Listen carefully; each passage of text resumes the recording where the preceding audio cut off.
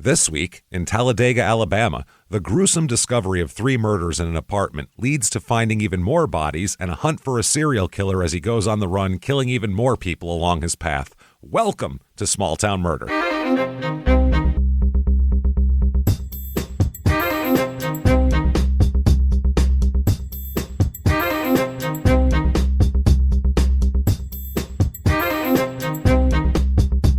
Hello, everybody, and welcome back to Small Town Murder. Yay! Oh, yay indeed, Jimmy. Yay indeed. My name is James Petrogallo. I'm here with my co-host. I'm Jimmy Wissman. Thank you, folks, so much for joining us today on another absolutely insane edition of Small Town Murder. As usual, today is just, this guy is a whack job. This is a crazy one. We will get into all of that. First of all, shutupandgivememurder.com. Head there right now. Get your, first of all, your merchandise. Oh, yeah. Everything from skateboards to shower curtains you can get there. And then also get your tickets for live shows for the fall. Most of them are sold out at this point. Seattle is where you want to go for your tickets here. Yeah. Seattle in October. There's a few left in Philly, but Seattle in October is what we're telling you to do now. That is shutupandgivememurder.com. Then you definitely want to listen to our other shows, Crime in Sports and Your Stupid Opinions, which are hilarious. If you like this show, trust us, you will like those shows. Believe me. Do that, and then get yourself Patreon as well. Please. Patreon.com/CrimeInSports, just like the name of that show you should be listening to. That is where anybody $5 a month or above, you get everything we have to offer. Hundreds of back bonus episodes you've never heard before immediately upon subscription. Then you get new ones every other week. One Crime in Sports, one Small Town Murder, and you get it all, everybody. Yes, sir. This week, what you're going to get for Crime in Sports, we're going to talk about athletes that made bad financial decisions and went bankrupt despite having tens of millions of dollars. Then for Small Town Murder, that's always fascinating. Then for Small Town Murder, we are going to talk about Ted Bundy, quote, helping to find the Green River Killer, for his own benefit. Part 2. It's fascinating. Part 1 was, and that's why we're doing a part 2. So it's really good. Patreon.com/CrimeInSports. And also, in addition to all of that, you also get all 3 shows, Crime in Sports, Your Stupid Opinions, and Small Town Murder, all ad-free. Unbelievable. With your Patreon subscription. And if that's not enough, Jimmy will mispronounce your name at the end of the show, attempting to give you a shout out. So you get it all. It's all we could possibly offer you for $5, I would say. So do that. Patreon.com/CrimeInSports. Disclaimer time. Here we go. This is a comedy show, everybody. Yeah. Now, yes, the murders are absolutely 100% real, and every detail and fact is real. That's the thing. Our goal is to do better research than Dateline or 2020 or, these shows that do murder shows. Do better research than them and be funny. So that's what we're doing here. Now, you might go, well, how does that go together? Murder and they do go together. That's the thing. What we do is, we never make fun of the victims or the victims' families. Why is that, James? Because we're assholes, but we're not scumbags. See how that works there? Yeah. That's how it goes, and it's pretty good otherwise. But there's plenty you can do here. We make fun of small towns because we're all from somewhere that's worthy of being made fun of. Who cares? We make fun of a bumbling police force that lets a murderer go free, and we also make fun of murderers because why not? We can't do anything else about it but make fun of them. So, when someone says, I think I can get away with this, we go, that's pretty ridiculous. We're going to make fun of you for that. So that said, if you think true crime and comedy should never, ever go together, maybe we're not for you, but I think you should give it a shot here. Really do. I think you're going to like it. That said, I think it's time to sit back, everybody. Oh, boy. Let's all clear the lungs. Here we go. And let's all shout. Shut up and give me murder. Let's do this, everybody. All right. Let's go on a trip, shall we? All right. We're going to Alabama this week. Here we go. We're going to Talladega, Alabama, which I know you've heard of. Because of the famous racetrack there everybody crashes. I'm not a NASCAR fan at all, and I know that's the track everybody crashes at. It's famous for it. And there's a possible curse that we'll get into that causes all these crashes. Has a great song about it. Goddamn. It's not just a tight track. It's a curse. No. Obviously, it's got to be a curse.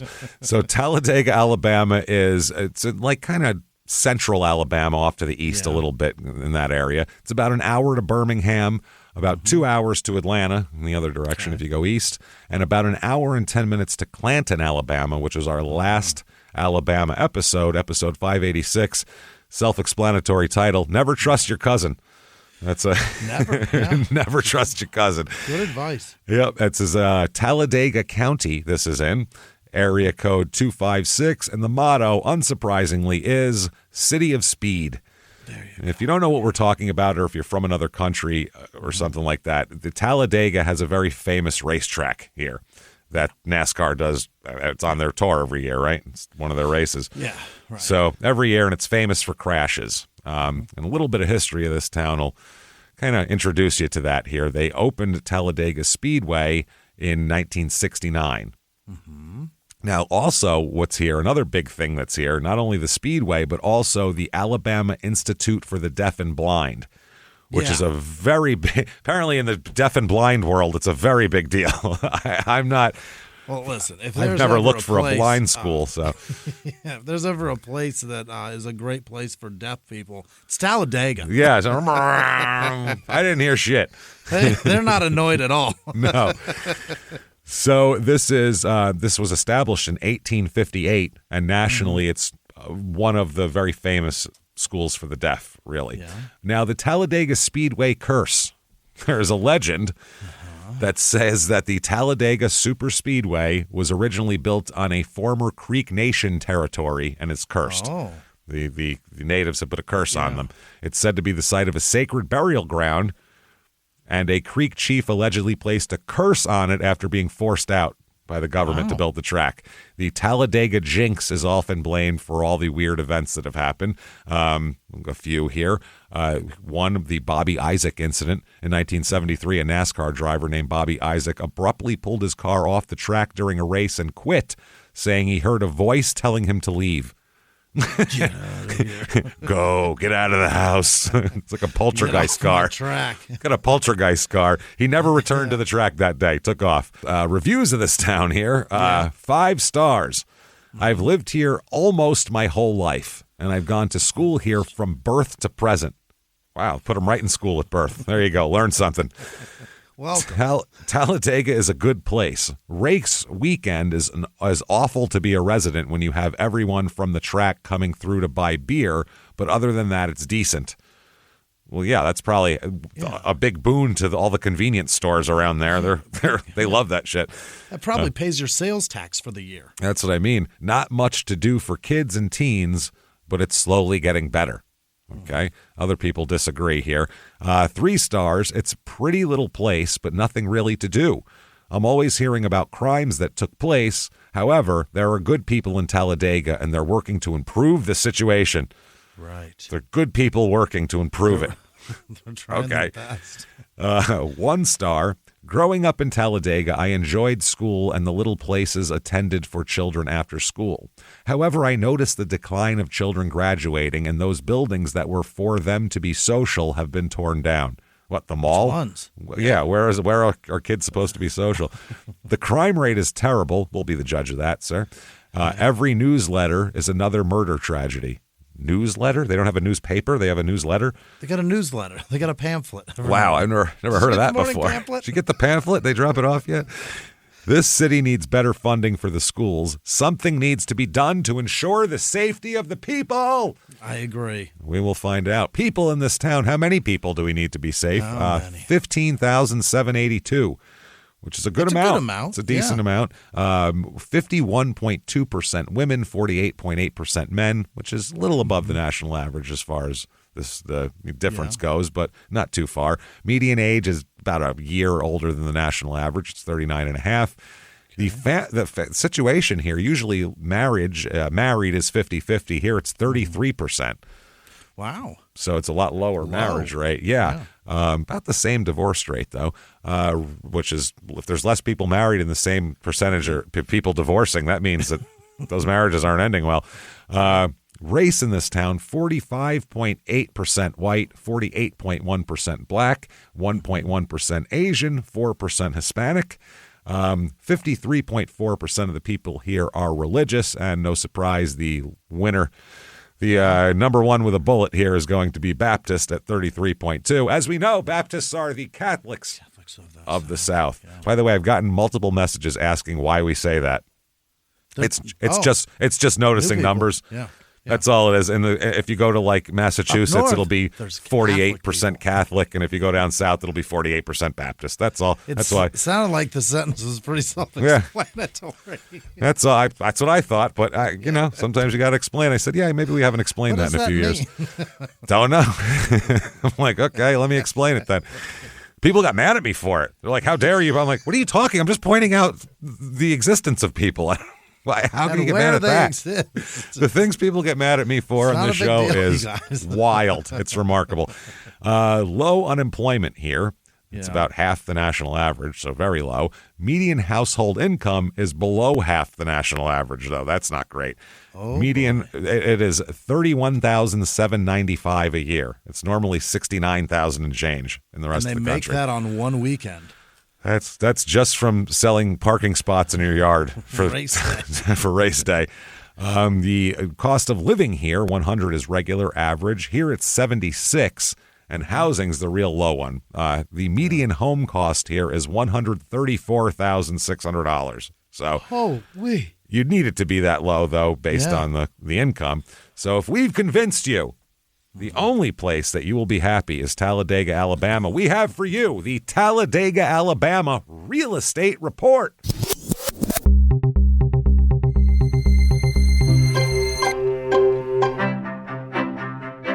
Okay, here we go. Your first house up on the block is a 3-bedroom, 3-bath, T-ball for all your b-holes. 1,549 or 46 square foot house. It's built in 1960. It's on about 3/4 of an acre. I'm going to show you a picture of it. It looks like it could use some help. I can't believe there's 3 under that roof. It's amazing. I don't know how far back it goes, though. That's only the front, so it could go because there's 1,500 square feet. But it's it looks like it's falling apart. The front steps going up the front porch are like crooked. That's just a bad sign. And the price of it, it's falling apart. $39,900 for that. 3/4 of an acre. 3/4 of an acre and a 1,500 square foot house. Wow.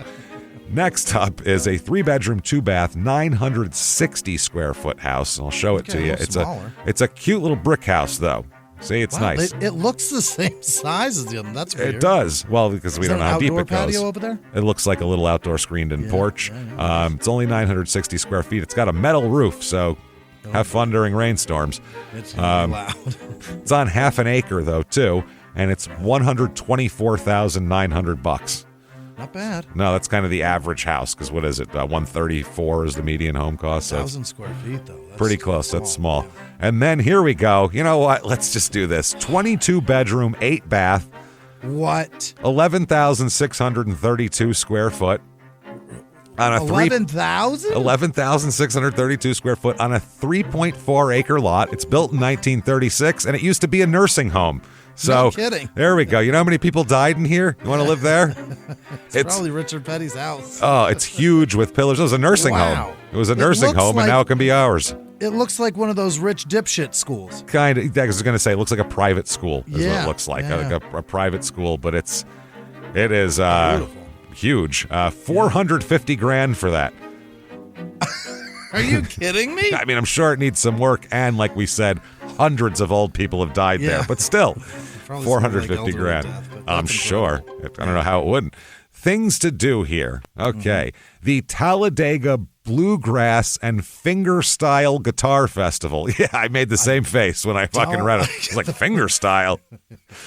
I have to go with the 2 finger, see? You won't get all up in there. Now you got to go with the 1 finger and make sure you hook it back. You know what I'm saying? There's people just arguing over finger stylings. This is how I do it. Really dancing on. Welcome to the Talladega Bluegrass and Fingerstyle Guitar Festival. The dynamic Talladega Bluegrass and Fingerstyle Guitar Festival a team has pulled together the very best talent, venue, and special events required for an enjoyable music festival experience. The lineup is first class with 3 full days of some of the hottest names on today's bluegrass music and fingerstyle guitar circuit taking the stage. I didn't know there was a fingerstyle guitar circuit. Got a whole finger circuit. There's a whole circuit of fingering that we had no idea about. Oh, and did we mention campground jamming? No. Music nonstop all weekend long. Is that a threat? It sounds like a threat. You'll be trying to sleep. I'll be playing bluegrass music right over your tent. I was like, hey, calm down. Tune up. Sleep, we'll finger you. Well, that's when the finger styling starts, once the sleeping. Tune up your fiddle, bring along your banjo, get out the guitar, bust out the bass, and make tracks with that mandolin to the Talladega Bluegrass and Fingerstyle Guitar Festival. Pick a tune, sing a song, catch up with old friends, and make some new ones along the way. So they're encouraging amateur guitarism as well. Some of the people here, Shannon Slaughter. Yeah. And he'll be there with, and County Clare. Not Country Clare, County Clare. Out from the county. Fast Track, which is a bunch of 70-year-old men wearing suits. Slower Track. Carolyn Owens and New Company. She just got rid of all of her old company, and she got rid of Bad Company. Now she's got New Company. New Company. Russell Moore the Third and Time Out. Edgar Loudermilk Band. Yeah. Bent Creek. This isn't good. Okay. And Backline. That's who'll be there. But Backline, there's a guy with an enormous stand-up bass, so that's got potential. It's got an opportunity to be good. If I see a stand-up bass, I'll give it a minute. You know what I mean? But the way to get tickets is you send an order form and a check or money order to Edgar Loudermilk of the Edgar Loudermilk Band. Not even online. And there's a thing that you like print out and cut off and fill in number of tickets. It's like from the fucking 80s. You gotta go to the bank, you get a cashier's check. It's so weird. And if that's not enough action for you, there's the Kaimulga Grist Mill and Covered Bridge. Oh, thank God. Thank shit for that. They said it dates back to 1864. And despite surviving the Civil War without damage, the mill changed hands 4 times before being acquired by the Childersburg Heritage Committee. Nice. One of the most interesting things about the grist mill, I'd love to hear what's interesting about it. One of the most, is that it still uses its original large millstones to produce cornmeal to this day. Interesting. That's interesting. However, it operates on electricity instead of traditional water power because it's on a creek, and that's how it works. Okay, crime rate in this town. What we are interested in here. Yeah. Property crime. That person was not lying. Twice the national average property crime. Oh, boy. I don't know if that's all during race weekend or what. That's the problem. When you put in tens of thousands of drunken NASCAR fans for an event where people are always crashing, that could really send a small town's crime rate through the roof. You know what I mean? Violent crime, murder, rape, robbery, and assault, the Mount Rushmore of crime is almost double the national average. Jesus Christ. Talladega is scary. It's some scary shit for a small town of 15,000 here. That said, let's talk about some real scary shit with a murder. Let's do this with lots of murder, I should say, not just a murder. Let's start out in December of 1985. Mm-hmm. Let's do that. Let's meet a young man here, Donald Hendren. Hendr, either O-N or E-N, depending on the source. But court documents have O-N, so I'm going with O-N. We'll go there. Now, he had been living in Studio City in California, in L.A. Yeah, he's living in L.A., and he decides that he is going to move across the country in December of 85, leaving from Hollywood, and he's going to end up in Talladega, Alabama, where he's going to serve as an artist in residence at the Alabama Institute for the Deaf and Blind. They make murals, they do sets for their, plays and things and productions they do and stuff like that, and music stuff. They have all sorts of art programs for the people. So he leaves Los Angeles, driving east. His plan was to first go to North Carolina to visit his family, then head down to Talladega to operate their theater program and help down there. That's what he was going to do. So on December 30th of 1985, so the day before New Year's Eve, while passing through Tucson, I guess he's going to take the 10 across is his plan, he picks up a hitchhiker. Which in Tucson. Which by the 80s, picking up hitchhikers was sketchy business. Yeah. That's not good. That's 70s, that would have been... People used to just pick up hitchhikers for some company, and maybe they can take a shift driving, literally. Just for conversation. Yeah. I think there's an old story about the baseball pitcher, Bob Gibson, fucking going to spring training, and he was falling asleep driving his fucking giant Lincoln or some shit, and he was falling asleep, and he saw some guy on the road. He said he looked like he slept in a ditch, so he picked the guy up, and he said, he needed some company to stay awake, so he was talking to him, and then at one point he's like, I'll get some sleep, you drive. And they switched, and he said this guy was just caked in dirt and mud. He was all, just looked like he slept outside for days. The guy gets in there, and he said he's driving it for a little while. He was having some trouble with the cruise control, and Bob Gibson woke up and looked over and said, what the hell's going on? He goes, I wouldn't drive a piece of shit like this. He was on the road an hour ago, sleeping in a ditch. Yeah. That was a fun story. So anyway, that's what he's doing. He finds a young man to pick up, and the guy's name is Daniel Spence. He gets in the car, says, hi, I'm Daniel Spence. Daniel Spence at this point is, he's born in 1954. So he's 31 at this point. Sure. And, looking to get across the country. So the Hendren, the driver, he notices that Daniel Spence has an artist's case with him. Yeah. He's like, wait, you're an artist? I'm an artist. I'm literally going across the country for an art job. I do, yeah. So they spent the next 2 states discussing art and views on art and what they're. If you find somebody that you share that kind of common interest with, you can talk for 2 days about it. You know what I mean? The next 2 states, James, that's New Mexico and Texas. Well, that's like 4 days worth of states. Yeah, it's a lot. So Hendren was impressed with Daniel's talent, and he said, dude, you should come with me to Talladega to work for this program. He said, you're just drifting at this point. You should, you could be a set designer. Yeah. He goes, when you first get in, he said, I'm running the program, so I get a paycheck, but I can get you in as a volunteer where you don't really get paid, but you get room and board. Yeah. So, I mean, if you're drifting and standing in Tucson with your thumb out, that's a pretty good offer, especially for artwork. It's not like you have to go dig ditches. Right. So, so there they go. They keep on driving. And Daniel said, yeah, that sounds great. Yeah, what a fucking fortuitous. Not only did I get a ride across the country, but I got a goddamn job out of this, too. This is awesome. At the destination. And an art job, too. Not just some job I don't want. So Daniel said, yeah, but I have to go visit my mother in Illinois before I go to Talladega. So just north of Jackson, Mississippi, they part company. Hendren goes on to North Carolina and then to Talladega, whereas Daniel hitchhikes up north to Illinois to go see his parents, or his mom, he said. Okay, yeah. So that's how they do it. Now, Hendren ended up arriving in Talladega on January 9th, 1986.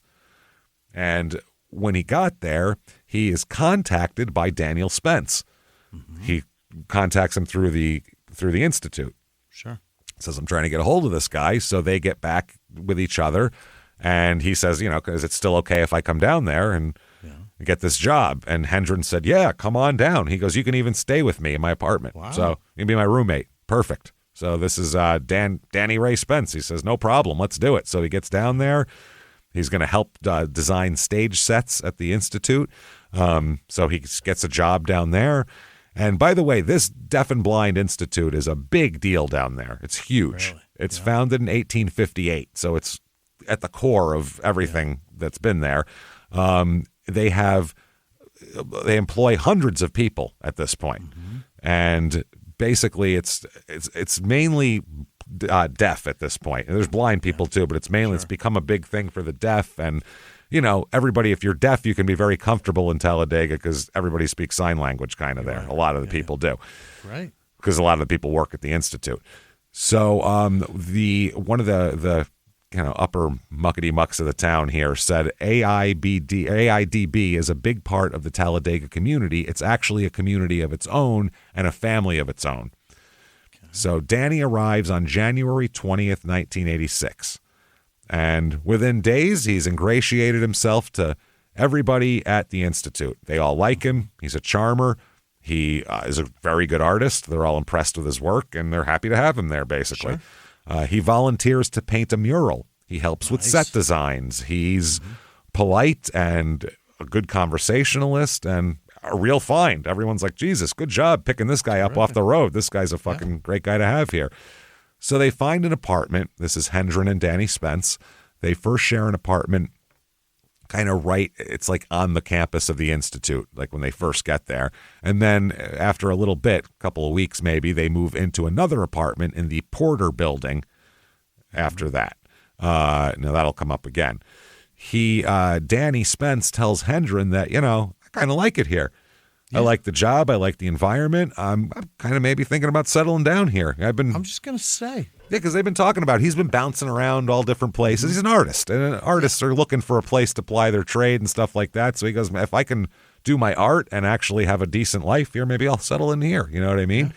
Yeah. Now, shortly after they move into the Porter building, Danny starts getting in with the ladies. Okay? There's a couple different ladies. Number one, and the one he calls his girlfriend, is Sherry Weathers. And that's W-E-H, or W-E-A, like the weather, not with an H. She's 24 years old, Sherry Weathers. She had been is getting done being a student at the Institute and is going to be a teacher. Yeah. So that's what she's been doing. She's a single mother. She's deaf. Mm-hmm. And that's one thing. You're going to find a deaf chick if you're coming here. I mean, that's... Oh, you bet. Yeah. That's what you're going to get, probably. That's if you're going to work at the Institute and know these people. Now, Sherry, a little bit about her. She said that Sherry lived in Midland City in southern Alabama for about a year and a half before she moved to Talladega. And... she's lived here since then, and she's also was divorced and living alone with her 2 children.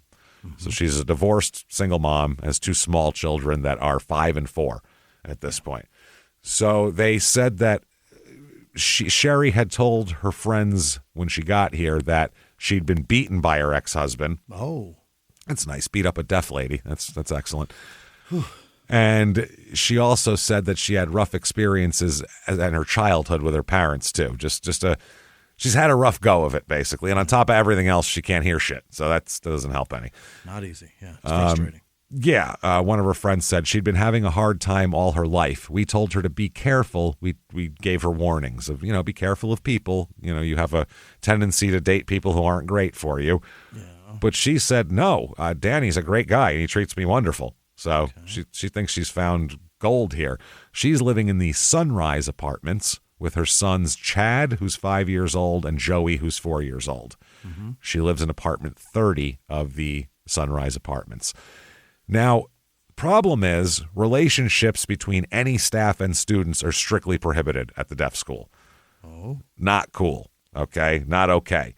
Mm-hmm. So Hendren, the guy who gave him a ride and got him a job, he wants to separate himself from the situation. He does not want to be lumped in with, like, being told that he helped facilitate this or something. Yeah. So he moves out of their apartment.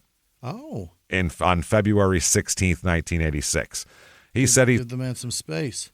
He said he told Danny, look, man, this is going to mess you up at the Institute, and I don't want to get myself messed up. I like this job, and I like this place, and I'm going to stay. Hey, everybody, just going to take a quick break from the show to tell you some delicious things that come from Thrive Market. ThriveMarket.com. You know it. You don't have time to read every ingredient and everything that you eat. So Who does? tiresome. Yeah. I don't have time for that. No. I have a job. We work. We have things. We have families. We have things we have to do here, and so do you. So that's why we need Thrive Mart, and so do you. Thrive Market is the best. Their online filters do it for us. Organic, low sugar, high protein, you name it, you can filter all of it here. Then my pantry staples arrive fast and straight to my door. This is good stuff. We love this place. You know, it's more stressful than a packed calendar, realizing you're out of coffee. And that's it. That's all it's left in your fridge is Chinese food from 3 weeks ago. That's why we love Thrive Market. You can order all your groceries from your couch. We get ourselves set up with healthy groceries for the week, and they vet every product on site so you trust that you're getting the highest quality brands. Their groceries are high quality, no junk, over 1,000 sketchy ingredients restricted so you can shop worry-free. They have so many good things, no label confusion, no stress, no markups.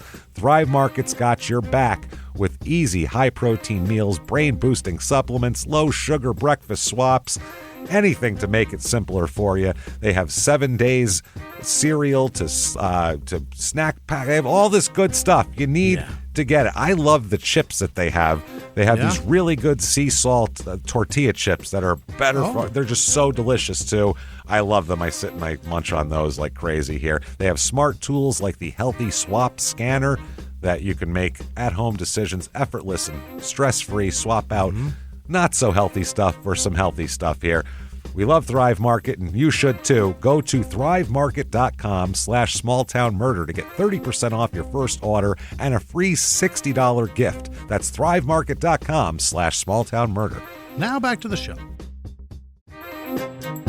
This show, Small Town Murder, is brought to you by BetterHelp. BetterHelp.com. You know it. Therapy is a good thing. We could all use it. Not all of us are getting it, so you should be getting it. And you'll turn to weird places to get the support that you need. You'll turn to a friend that might have an insight. You'll turn to other people, your mother, some stranger. Who knows? But not everybody's a therapist. That's the thing. Not everyone is the one. Find your right match with BetterHelp. And you can do that. I'm telling you, you talk to all sorts of random strangers or people you know, or somebody cutting your hair or something about relationships, anxiety. It's nice to talk to those people, but when you need somebody that really knows what they're doing here, those people might not have the right answers, but you can get guidance from a credentialed therapist online with BetterHelp. And I'm telling you, man, BetterHelp is the great place to start therapy. Perfect, sir. Yeah. You're thinking you might need a little therapy. You definitely need some therapy, so do that. It's way different to talk to a therapist who actually knows what to do than just your friend who's trying to, make you happy and keep you going here. So they have quality therapists here. BetterHelp therapists work according to a strict code of conduct and are fully licensed in the U.S. The therapist match commitment. They'll do the initial matching work so you can focus on your therapy. A short questionnaire helps you identify needs and preferences, and then you can switch therapists at any time with no additional costs. It's completely online. You can pause your subscription if you need to. You can switch therapists, do all of that. They have the world's largest online therapy platform, served over 5 million people globally, and you can join a therapist with the click of a button, helping fit therapy into your busy life. You can do it, everybody. As the largest online therapy provider in the world, BetterHelp can provide access to mental health professionals with a diverse variety of expertise. Find the one with BetterHelp. Our listeners get 10% off their first month at BetterHelp.com/smalltownmurder. That's BetterHelp, HELP.com/smalltownmurder. Now back to the show. So that's what happened. So on February 16th, 1986, Hendren moves out and Danny Spence is in the apartment by himself. Okay.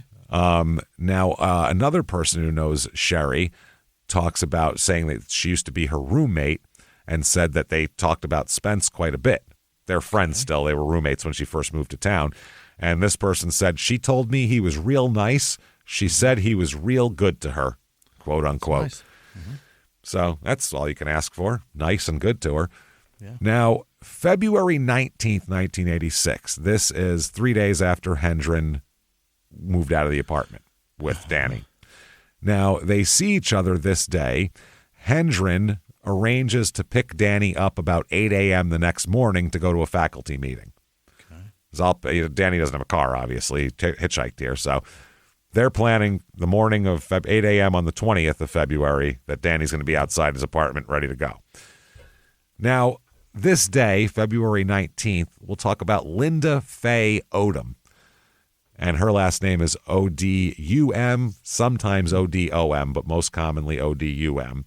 Okay. She's 32 years old. She is a cocktail waitress and a mother of two. She lives in Talladega, and she knows Danny from being around. Sure. And briefly dated him here a little bit too. Oh, yeah. Yes, unbeknownst to Sherry. Oh. So he was kind of dating a little bit of this one, a little bit of that one. Mm-hmm. And it's very interesting. And when we talk about his background and what he's about, it's even odder. So they dated briefly, and now she has another boyfriend. Now, I don't know if she was cheating on this boyfriend with Danny or what. We have no idea. Okay. This guy's name is Stephen Laney. And on the 19th, Stephen Laney and Linda Odom and Danny Spence are having lunch together. Yeah. So, yeah. Now, Stephen here, Laney, that's Linda's boyfriend, he goes off to get his car, leaves to get his car at one point. I guess he had left his car somewhere and he went to go get it, and he said, I'll be back. When he returns, he can't find Linda.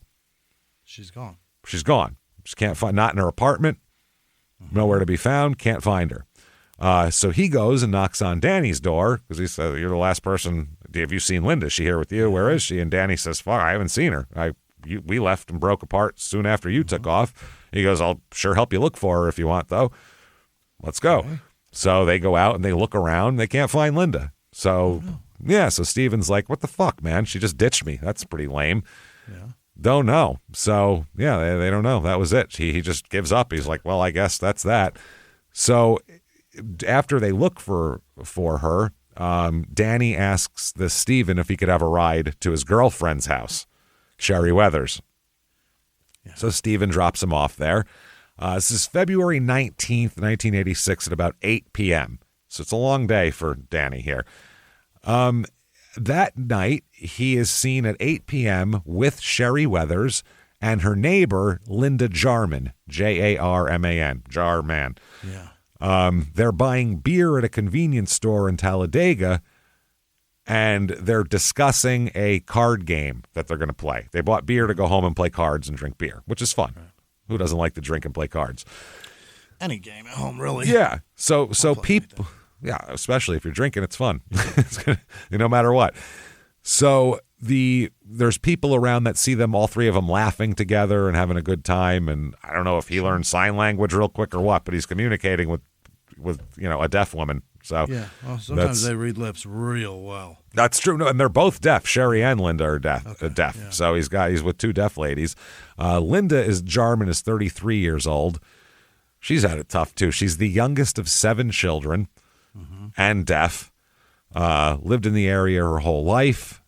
She was a student at the AIDB where she completed a program for job preparation. Yeah. So she's still in the area hanging out, and she's a neighbor of Sherry's and a good friend of hers and babysits Sherry's 2 kids often. Okay. Yeah. Now, she had just come from working about a year in Birmingham City Hall as a copy machine operator before she came back to Talladega and completed this program that trained people. Her mom said she liked Talladega because she could communicate with people better. A lot of people here know the sign language. It's very impressive. The more people that know it, the easier it's going to be to live there. Dude, being deaf would be horrible. To not be able to communicate would be not nearly as bad as blind. Don't get me wrong. I can't imagine driving with it, and my cousin does it all the time. It's wild. It is mind-blowing. People always say, would you rather be deaf or blind? Yeah. I don't think there's much of a contest there. No. Deaf sucks, but I'll take it any day over blind. Yeah. At least deaf people know when they're done wiping their ass. You know what I mean? That's a fact. I'm sorry. There's a lot of questions. Blind is tough. For blind people that I have, and I can't. It's incredible. I can't imagine. They're incredible. Imagine how they do it. People that can go about their business blind are absolutely incredible. I don't get it. I mean, deaf people too, but blind is you can't see. That's crazy. Worse. Yeah, that's worse than the Rubik's Cube. I don't know how you're doing it every day. Now, Linda also has a 5-year-old child who lives with her parents at this point while she's doing all this stuff. She's a neighbor of Sherry's in the Sunrise apartment complex, and she's single and described as real independent despite being deaf. And that's kind of part of the program, too, is to make these deaf people as independent as possible. That's what's going on here. Opportunities to figure it out without, Yeah. The 2 women are really close. They're often seen hanging out together, Sherry and Linda. And like we said, Linda would babysit Sherry's kids all the time and even drive her places because Linda has a car, a big cream-colored 73 Buick that she's driving around. Boat. She is driving a boat. Wow. And she would give Sherry rides places. Deaf driving that, huh? Big old thing. Here I come, motherfuckers. Get out the way. I'm coming. And she can't even hear the people honking when she gets too close, backing it up. Horns blaring, kids screaming, jumping out of the way. She's just dogs barking. She's cruising along. Doesn't give a shit. So that night, that's Linda, and then there's Sherry, and then there's Danny, and they're all leaving the convenience store together. Now, Billy Kyle is another resident of the Sunrise Apartments. He saw he said he thought it was sometime after 8 p.m. Now, Billy is described in court documents as, quote, mildly retarded and deaf. Okay. So that's, so I don't know what happened here, but he said sometime after 8, he saw Sherry and Danny in her apartment fighting. Oh. I don't know what kind of argument they could have because I don't think he speaks sign language and she doesn't speak very well. I don't know what. Yeah. I don't know what kind of charades argument those two went through that night, but somebody broke out the Pictionary and this is what you did with an arrow pointing to it. Yeah. Sometimes legally deaf is different from all the way deaf too. No, she doesn't hear shit. She doesn't hear at all, so there's no way she talks. These people aren't legally deaf. They're deaf from birth. They're deaf, like, or deaf from young. Yeah, they're deaf, super deaf. Yeah, they're not just like, I went to too many Motorhead concerts. Like, they're not hear a ringing in my ear. Yeah, some people just get sick and then there's fever spikes and they just go deaf. But they don't go all the way deaf because there's still a little bit of hearing there. But yeah, it's, I can't imagine being all the way. Yeah. So this Billy says that it was the time he arrived home is where he saw this, and it was sometime after 8 p.m., which lines up with the fact that they were leaving the convenience store at 8 p.m. Fettus Porter, Fettus, that's the man's first name, Fettus. You sure it's not fetus? I think that's what the second T is for, to keep it from being fetus. To keep it from being fetus? Yeah, that's why I was like, it's definitely fetus here. Yeah. It looks like fetus. Fetus looks like fetus. Fettus Porter, who's a neighbor of Sherry's, he got home at about 9:30 p.m. that night and found a note from Sherry on his door saying, hey, come over and play cards with me, Danny, and Linda. Yeah. We need a fourth for cards. Can't play fucking teams with 3 people. So he said, shit, yeah, why not? I'm not doing anything. He heads over to Sherry's apartment about 10:30 p.m., where when the door opens, he finds Sherry and Linda chatting, having a chit-chat, signing back and forth and doing everything. They said, I thought you had a third here. I thought we needed 4 people. Where's Danny? And they said, oh, well, Danny just left. He took Linda's car, the cream-colored 73 Buick, to get some more beer. Okay. Apparently, they were thirstier than they looked, than they thought. And they said, we're all going to play cards when he gets back with the beer, the 4 of us. So we'll do that. Now, Porter, Fettus, he remains at the apartment till about midnight, and Danny never comes back. Never shows up? Never comes back. So he says, fuck it, I'm going back home. I was going to play cards till about now, and I'm not going to start playing at midnight. Yeah. So I'm out of here. So that's fine. He leaves, and that's how that goes. Now, the next morning, February 20th, Hendren arrives to pick Danny up for the faculty meeting. Mm-hmm. When he gets there, Danny's not there. Can't find him. Knocks on his door, doesn't answer, looks in the windows, can't see him, he's not there. He's like, okay, I guess he's not coming to the faculty meeting. He drives away. Now, Sunday, February 23rd, 1986. So now 3 days later here.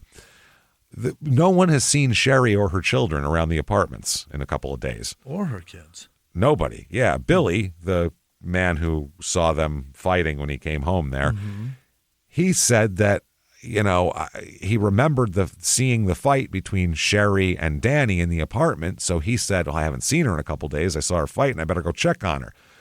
So Billy goes to check on Sherry, knocks on the door and, knocks on the windows, and nobody answers. So he's pretty concerned about this. So he climbs into Sherry's apartment through an unsecured window. This is his story. Climbs through an unsecured window, but he could see into the bed. He could see a part of Sherry's, body, arm, leg, something sticking out of a sheet. In the bed. So he's like, oh, shit. He said, I saw that and immediately climbed back out the window. I got scared. Like, oh, fuck, I just broke into this woman's apartment while she's sleeping. Holy shit, this isn't good. I better leave. Why would he knock? What a dumb thing to do. To knock? To see if she's home? Yeah, for a deaf woman's house? Yeah, well, I think they have a doorbell where the lights ring. The lights go off. That. Yeah, there's no knocking, obviously. That's just... It was more of a euphemism of trying to get her attention from outside. Yeah, I don't know how. She'd have to have something. All the deaf people have those doorbells where the lights. It's a light? they have it like connected to their like lamps or something where when the bell rings, the lights flicker. The lights flicker or so turn they on? know. Okay. Yeah, they whatever. Yeah. They'll do something. They do an action. An action. Or some people have I've seen like a red light? Like a bulb up by the door that'll like come on. Like an on-air sign? Kind of, I guess. Yeah, you could say that. Fascinating. So, the next day, he tells Wanda Hunley, who's an institute social worker, that he was concerned about Sherry and said, will you check on Sherry? Didn't say that he climbed in her window or any of that shit, right? Yeah. So she makes several phone calls, this person, and learns that no one's seen Sherry or her children in a few days. Oh. So she also learned from one of the neighbors that there is an odor emanating from apartment 30 as well. Oh, no. So they're like, I don't think she's cooking curry in there or something, so this is bad. So this woman from the Institute, accompanied by several other people from the Institute, all decide to go down to the apartments to look for her. Right. So they go in, they get a pass key from the manager for apartment 30. They explain what's going on. They also call a cop to go in there with them, just in case. Officer Tom Bayman is first on the scene. He opens the door, takes one look, backs out the door, closes it, locks it, and calls for detectives on his radio. Like it took him they were like standing back. He opened the door, took half a step in, and then closed it and locked it again. Yeah. Whoa, never mind. Was it so a smell? Well, a little of both, as we'll find out. Detective Eugene Jacks arrives here with an investigator from the DA's office as well. And Jacks, decades later, said, quote, right in the center of the living room in the kitchen, you see 3 bodies. 3? It's quite horrible. I haven't forgotten it after all these years. So upon entering, they find Sherry, Chad, and Joey all dead and posed in the shape of a cross. Oh, wow. The kids being the arms. Yeah. And with a sheet over them. Horrible. Horrifying. And posed, which is even scarier. This is not a random positioning. This is clearly opposing. So they're like, this is bad. This is real bad. Once they fingerprint everything, they go, hey, Billy, we found your fingerprints on a fucking window.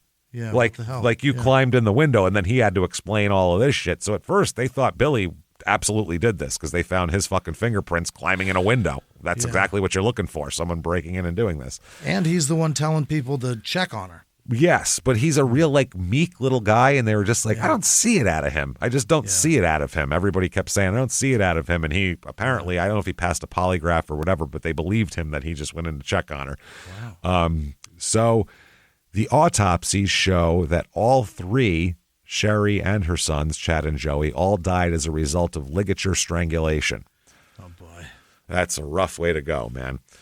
So a huge investigation. I mean, you killed a sweet deaf lady, with a lot of friends and 2 little kids. Yeah, this is like massive. That's fucked up. Yeah, they want this shit solved yesterday. This is big, real big. So during the investigation, they lift shoe prints from apartment 30. So they have some foreign shoe prints, and that's one of the reasons why they believe Billy was because his shoes didn't match the shoe prints in there. That's good. So they were like, okay. So now they're really canvassing everywhere, talking to everybody. And they find out that there is a neighbor, Catherine Elaine Shelbourne, who lives next door to Sherry in apartment 31, shares a common wall with her, and is not deaf. Oh. She's also not deaf. There's also elderly people live in this complex. And also not deaf. Yes, either elderly or deaf, pretty much. Yeah. So she heard through the wall, she said, on February 19th, the night all this started. She said she heard a man. By the way, how thin are these walls that she heard every fucking word of this? Yeah, and knew the gender. She heard a man's voice saying, quote, come to me, you can join your mother. Yikes. And then a minute later, she heard him say, come on, and you will be with your mother and brother. Oh, my God. So that's what she heard through the wall. Yikes. But that doesn't sound frightening. That sounds like, oh, come with me and I'll take you to your mother. Your mom's in here. Right. With no context. Yeah, when you find them all dead in there, it's much worse and much weirder. So now while they're processing this murder scene, they discover that Linda Jarman hasn't shown up for her classes either. Oh. It's been days, and she hasn't been showing up either. So they go, okay, well, we better check on this Linda Jarman. She lives in one of the apartments close by. So they head to her apartment, and they knock or ring the doorbell or whatever the fuck they do to get her attention. Sure. She doesn't answer. They get a pass key. They go in. They find her strangled to death in her bed. Wow. Strangled to death in her fucking bed. Ligature around the neck. Same thing. Yeah. Yep. So her VCR is missing, and her cream-colored 73 Buick is gone. Okay.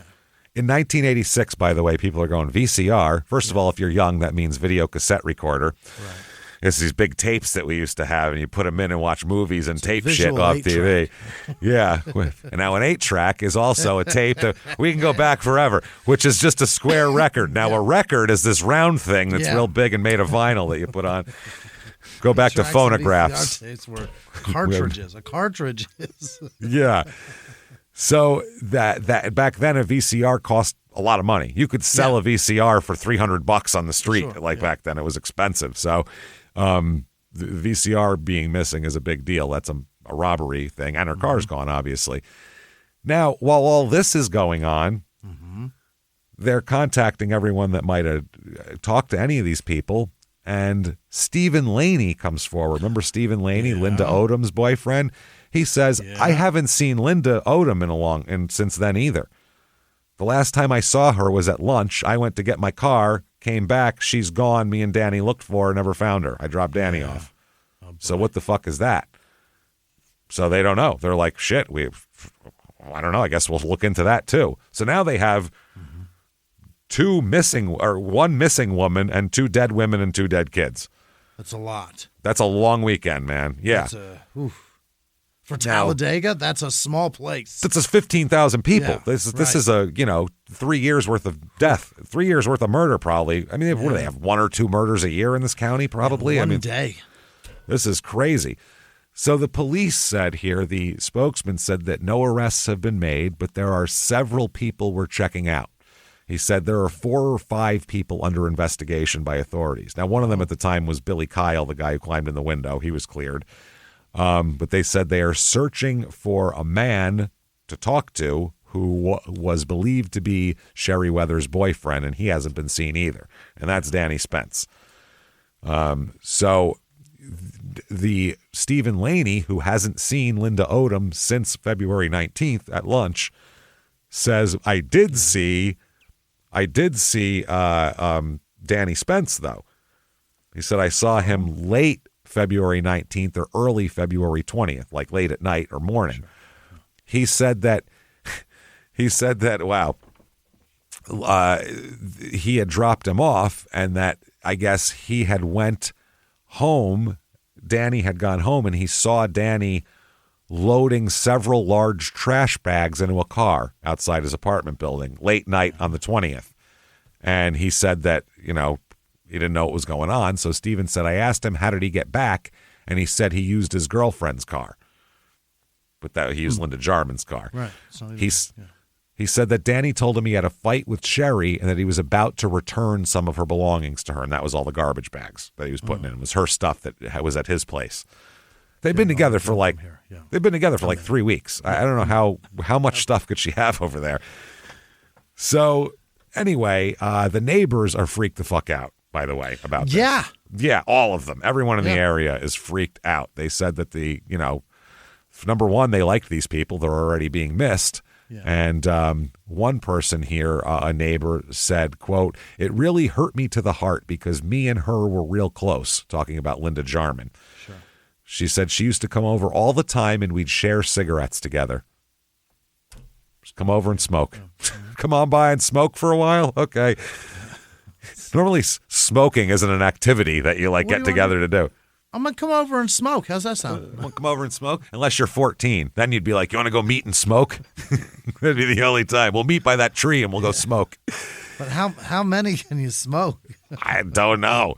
So that's hilarious. So this woman who's legally blind said she last talked with. How the hell does a blind person and a deaf person talk to each other? I mean, you can't Richard see. Pryor and That's exactly what I'm saying. It makes an amazing see no movie. evil, I'll tell hear you that no right evil. now. Yeah, you get Gene Wilder in there, and you got something. Richard Pryor. What are you, deaf? Yeah, motherfucker. Yeah. So these two, their conversation, I would pay to watch. First of all, as I would pay to watch that movie. So. She said that she talked with Linda on Thursday. She said, when I went over, she didn't discuss any problems she was having or say anything was wrong. She said she was going to see her parents and her son this past weekend. I don't know if she ever saw them. See, that's why a lot of people didn't look for Linda over the weekend, is because she said she was going to her parents that weekend to see her son. So they expected her to be gone. Wow. But then when she did, bought herself 3 days in death without being found. Yep. And when she wasn't showing up for class, that's when they were like, okay, she should be back. Yeah. She said, I'm going to miss Linda a lot. I miss her company already. And her roommate said he's also blind, this guy, Anthony Handrick. He said he occasionally talked to Sherry, who is also into art.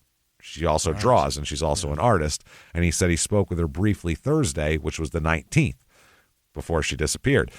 Before she was murdered. Right. And he said she was fixing to draw. Not like on you. She was going to make pictures. She's going to draw pictures. Go make some art, yeah. Otherwise, someone says they're fixing to draw. That means you better draw too. Look for cover or draw yourself, because you're in deep shit. You better watch that clock. Oh, shit. It clicks before it strikes. He said, and that was the last time I saw her. Uh-huh. So the police think they have an idea of what's going on. They put a thing out in the paper saying 2 people are being sought in connection with the quadruple murders over the weekend. Yeah.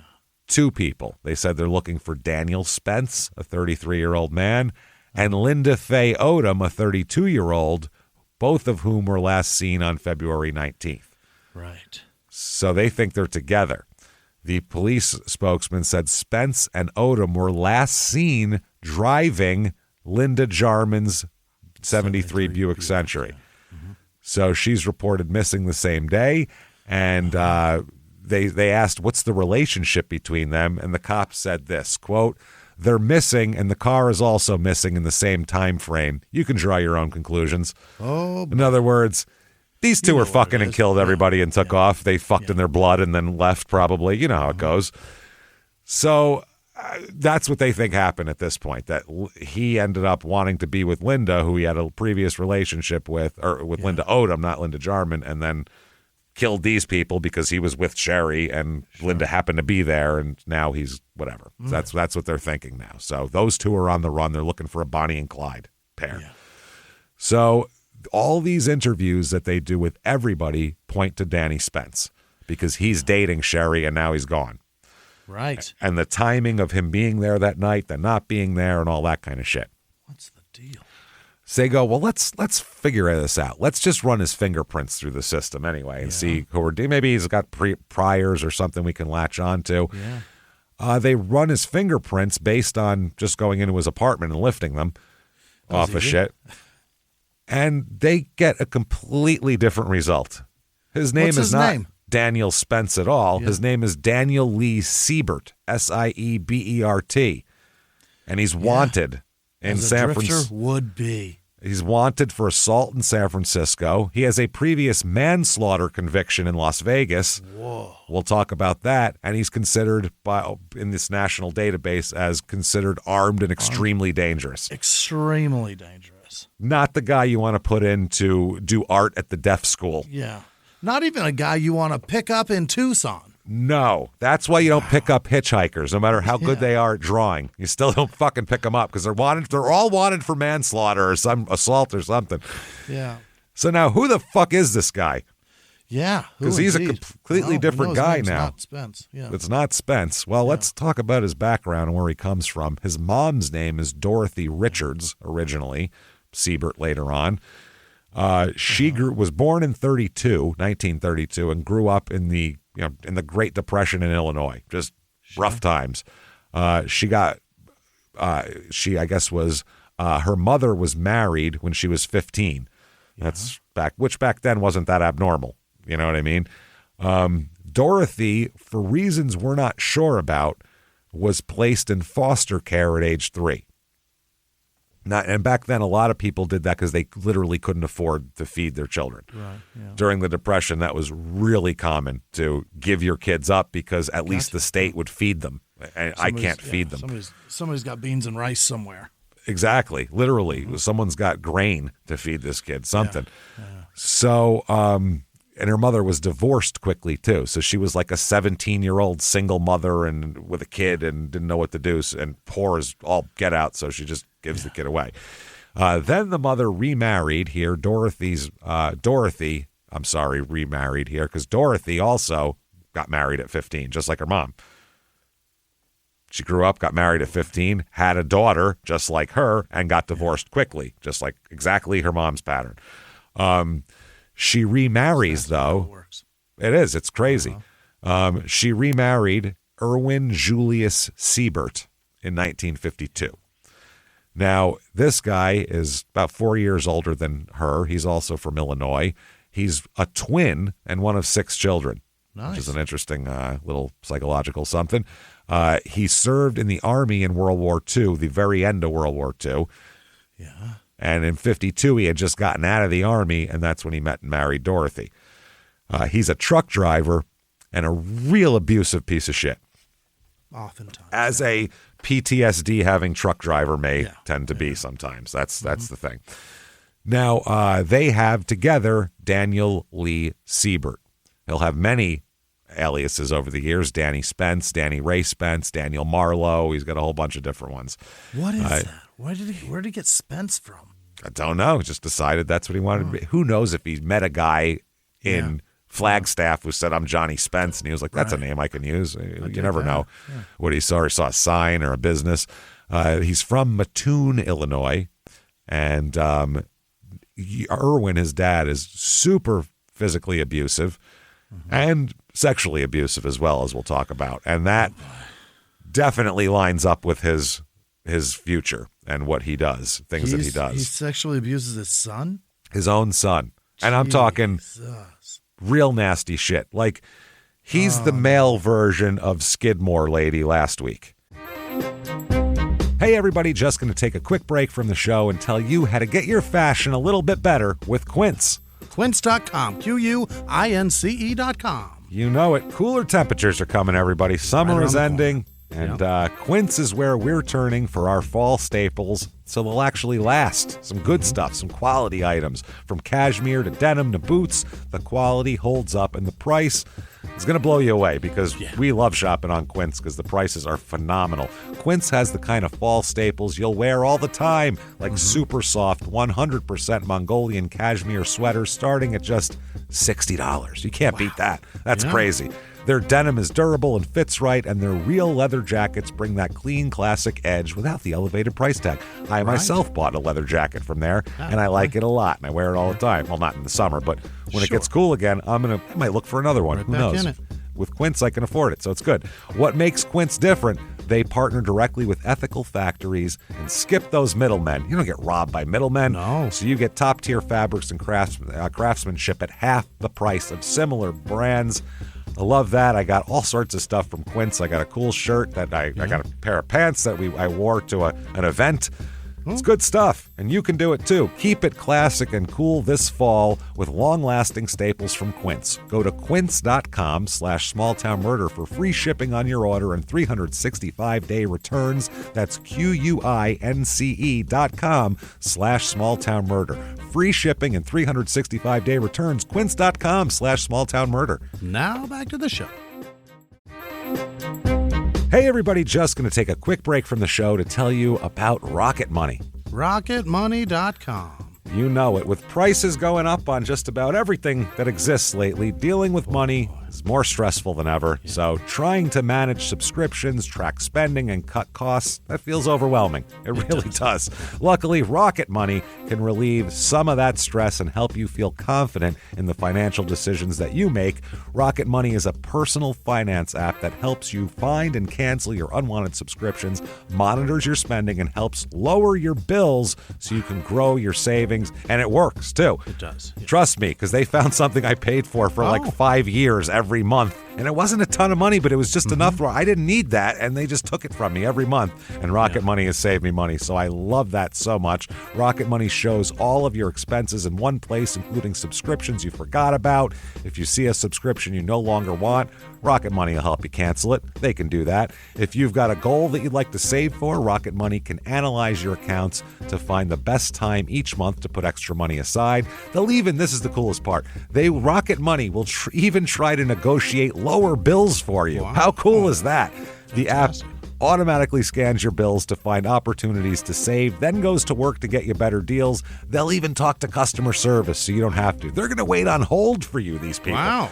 This is awesome. Get alerts if your bills increase in price, if there's unusual activities in your accounts. Rocket Money's 5 million members have saved a total of $500 million in canceled subscriptions, with members saving up to $740 a year when they use all of the app's premium features. Cancel your unwanted subscriptions and reach your financial goals faster with Rocket Money. Go to rocketmoney.com/smalltownmurder today. That's rocketmoney.com/smalltownmurder. rocketmoney.com/smalltownmurder. Now back to the show. We all know that feeling. You finally manage to get away on vacation and the worrying starts. Will that bogus "beware of dogs" sign keep your home safe? What about that fake camera you set up? And will someone finally find your old hide and key rock? That's where ADT comes in. All that stuff, it's safe-ish. It seems fine when you don't really think about it, but you know it truly doesn't work. Instead, ADT provides security solutions that keep you actually safe, giving you real peace of mind. Because vacation is supposed to be, relaxing. Don't settle for safe-ish. Visit ADT.com today to learn more. And the reason why I find this to be fascinating, not in a good way, but just, psychologically fascinating, is the difference between when you do this to a male and when you do this to a female. When you do this to a woman or a young girl and you do this to a young man, different things happen. Yeah. The woman wanted a baby of her own, and she wanted to do all. Yeah. She had all this that she wanted to have, and she was whacked out of her skull, but she wanted to have some sort of. She wanted to have a husband and a marriage and a relationship, and so whatever happened to her affected her that way. Yeah, whereas a man starts murdering people. And the slight lots of them that she feels is based upon not being able to have something, so she lashes out by getting what she can't have. Yes, whereas a man might go out and say, "I'm going to destroy the world." Destroy things, yeah. Whereas women generally, psychologically, don't usually have that instinct that I'm going to destroy. Yeah, it's hard. There's not a lot of our Eileen Wuornoses out there, is what I'm getting. Right. There's very few villains in Batman. They're that are females. And if they are, they're like a cat or a plant or some shit. They're not a cat or a plant. They're not that evil. They're just like doing shit. Yeah. So he's very temperamental, the father, and uninterested in spending any time with his family. Doesn't give a shit about Danny at all. Nothing. Yeah. The Dorothy, in the understatement of the year, described her husband as, quote, "not an understanding man." A little difficult. Wow. Well, this is crazy. Dorothy would later say, which they found out wasn't true from friends and family and stuff, he did hit some, but it was mainly his attitude. Irwin never wanted to spend any time with him. He didn't want to bother with him. Now, I'm not sure at what age he stopped bothering with him. It seemed like when he aged out of sexually abusing him, that's when he went from having at least that much interest in him to zero interest at all. Didn't even take the time to beat him. Well, he still beat him, but not sexually. Right. Yeah. Then do other things. Yeah. He beat Daniel with a bullwhip. Yep. He still had scars as an adult from whippings. Forced him to perform sexual acts. Made him walk around in girls' underwear just to embarrass him or whatever the fuck. Humiliate. Yeah. Certain times he would tie him up. He would gag him. A lot of times while he'd be tied up and gagged, he would urinate on him. Oh, boy. It's exactly what happened last week in Skidmore. Yep. Exact. He didn't build a special room off the trailer to do it in, but he did everything anyway. Perform right, they would pee on her. That's so fucked up.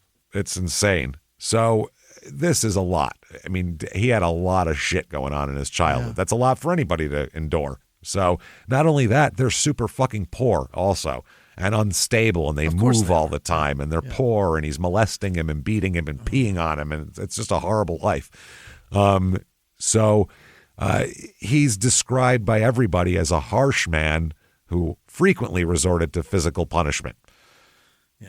His mother insists that the more significant damage was done by his emotional neglect. That's what hurt Danny more. But I think if you asked Danny, he'd probably have a different answer.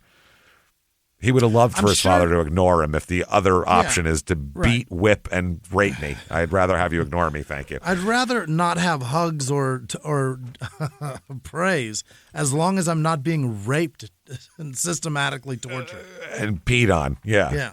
So they said he showed no desire to bond with Danny or understand his needs or anything like that, which that would be bad enough alone. But when you add all the abuse to it, this shockingly causes some behavioral problems for Danny. Surprising, right? So, his mother was more attentive to his needs, but she couldn't ever, according to Danny, ever shield him from the dad. It was just, he was going to do what he was going to do, and mom would kind of ignore it and then go, oh, no, he's just a little mean. That's the only way she could get through it, I think, here. So he would fight with his parents. He would fight at school. He would disobey teachers. He refused to adhere to anything that he's supposed to do. If it's a test and you have to sit there for 30 minutes, he's just going to get up and leave because you just told him to sit there for 30 minutes. It's the way he is. His mother would try to maintain order in the household, and it didn't work, and everything is just deteriorating.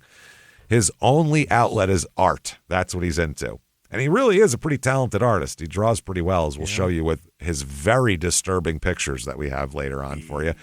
Stay tuned for that at the end of the show here. Oh, by the way, they're for sale if you want some. So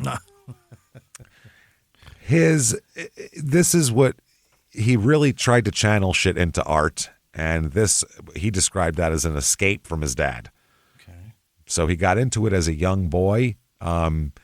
Basically, he would hide from his dad and draw. That's what he would do. He would learn. He said he learned to draw as a way to cope, and basically drawing. When he was drawing, that's all he could concentrate on, and he wouldn't worry about he usually had a constant fear of being, abused and beaten.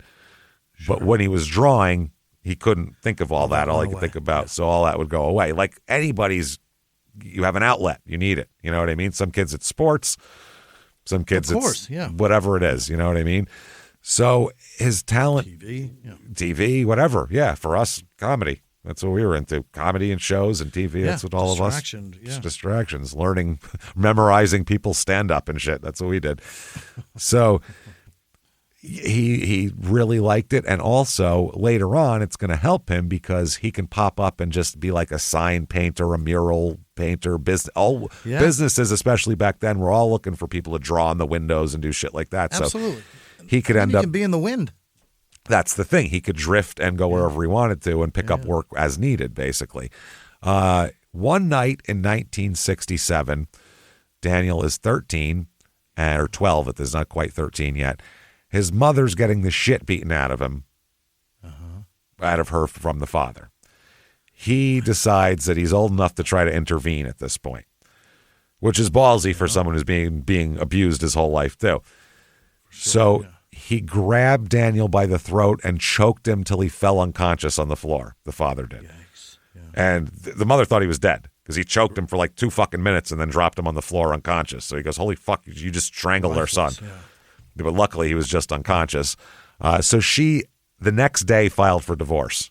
You can beat him, you can rape him, you can piss on him, you can beat me, but when when I think you killed our son, it's over. Yeah. So she said that was like the main thing was he choked the kid and all that kind of thing. So Dorothy gets custody.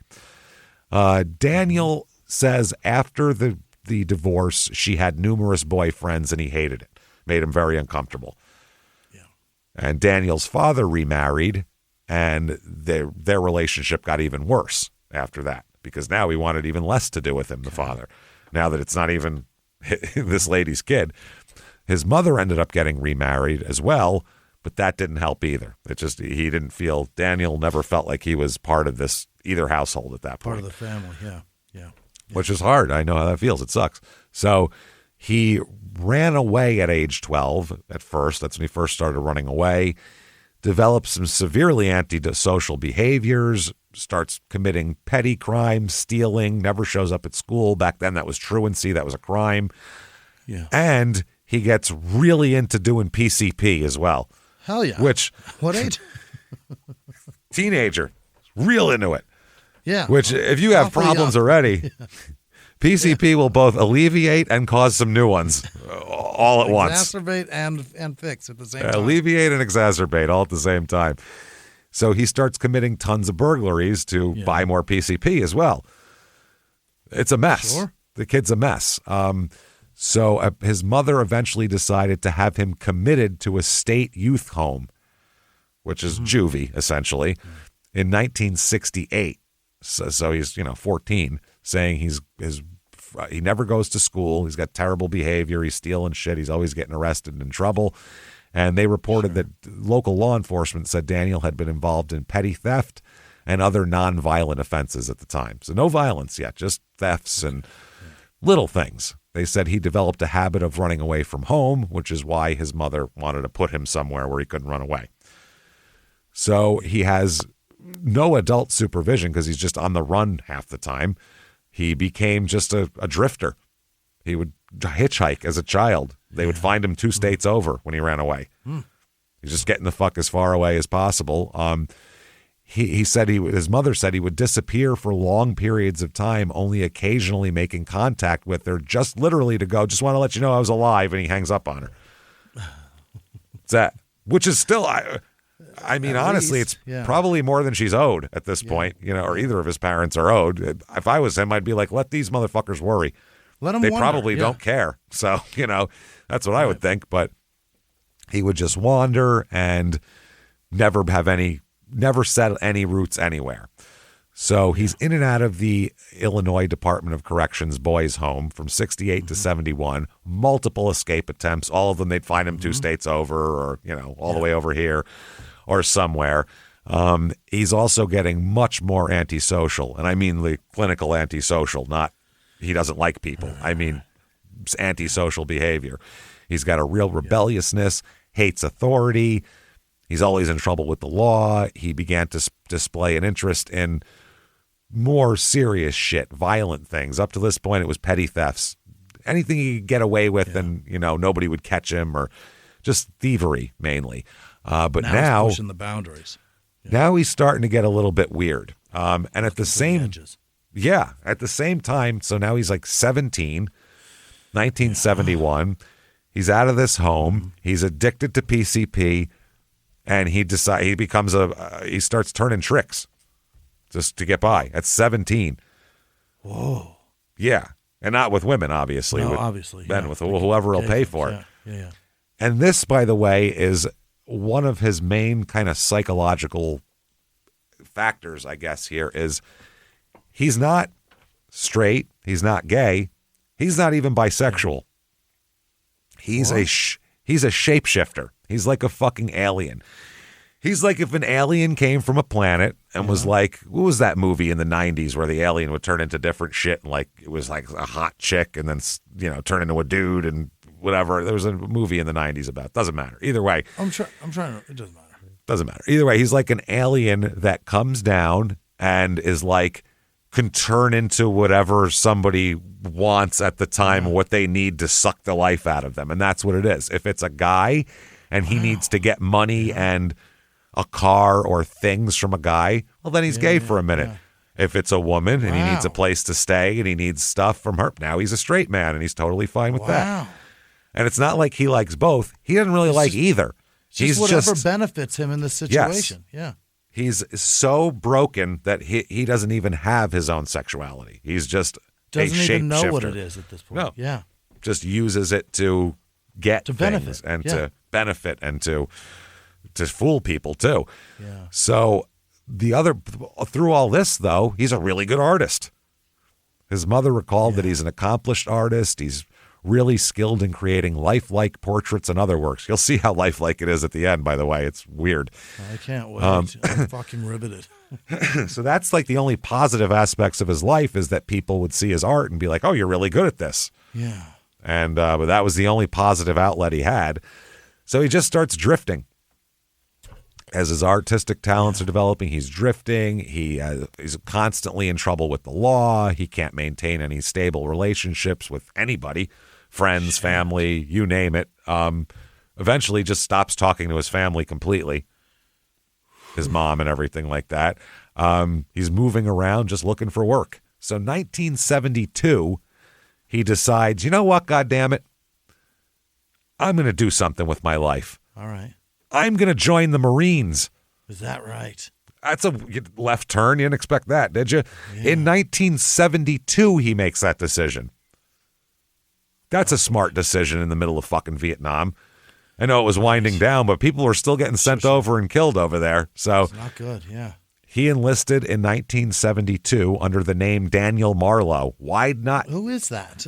Well, I don't think you could join if you had a long criminal record like he had, so he had to use an assumed name. He had to be somebody else. Yeah. And then if you decide to run away, it's not you anyway, so who cares? You know what I mean? Right. So he goes AWOL, obviously. Yeah, Marlowe did. Yeah, Danny Marlowe takes off, goes AWOL. He's dishonorably discharged after 12 months. They're just like, we're tired of dealing with this fucking guy. Kicked him out, basically. Wow. Booted from the Marines during wartime when no one was signing up. And they were drafting people. Yeah, they're literally drafting people. And they were like, you go home, fuck up. You get out of here. We don't want to see any pictures of any bullshit. Just go. So he turns to crime. What else is he going to do? He's got no other skills except art and crime. Yeah. So he piles up. He heads to California at one point here, piles up a pretty good criminal record in Los Angeles of drug charges, batteries, assaults, you name it. Just tons of stuff. Working on that. Running the gamut, sure. Yeah. Does some more drifting here. Just living totally transient, working as an artist here and there, traveling across the United States, painting murals, painting people's portraits. He'll go on the street if it's a busy area or something. He'll go on the street and do caricatures and shit, whatever he has to make ends meet. And the fact that he's a really good artist allows him to make a lot of connections with people. Quick money, yeah. And connections. People trust a good artist. They like a good artist. Yeah, the problem was people would take him in, but then he would act like himself and act all crazy and unstable, and then they wouldn't want anything to do with him anymore. And then he'd be upset and mad that they don't like him. So it's a hard thing here.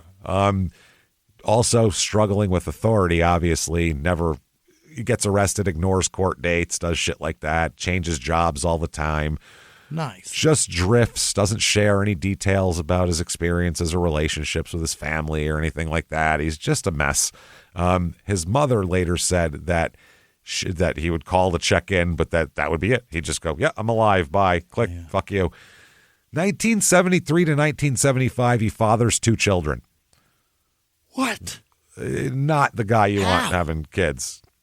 Just left it in there, I think, is how you mainly. Do I have to? Yeah. This is Jimmy. I mean, let me tell you where babies come from. Hold on. We're going to take a sidebar here. We're going to tell Jimmy where babies come from. How does he convince somebody to stick around long enough when he's clearly unstable? He kept it together for a minute.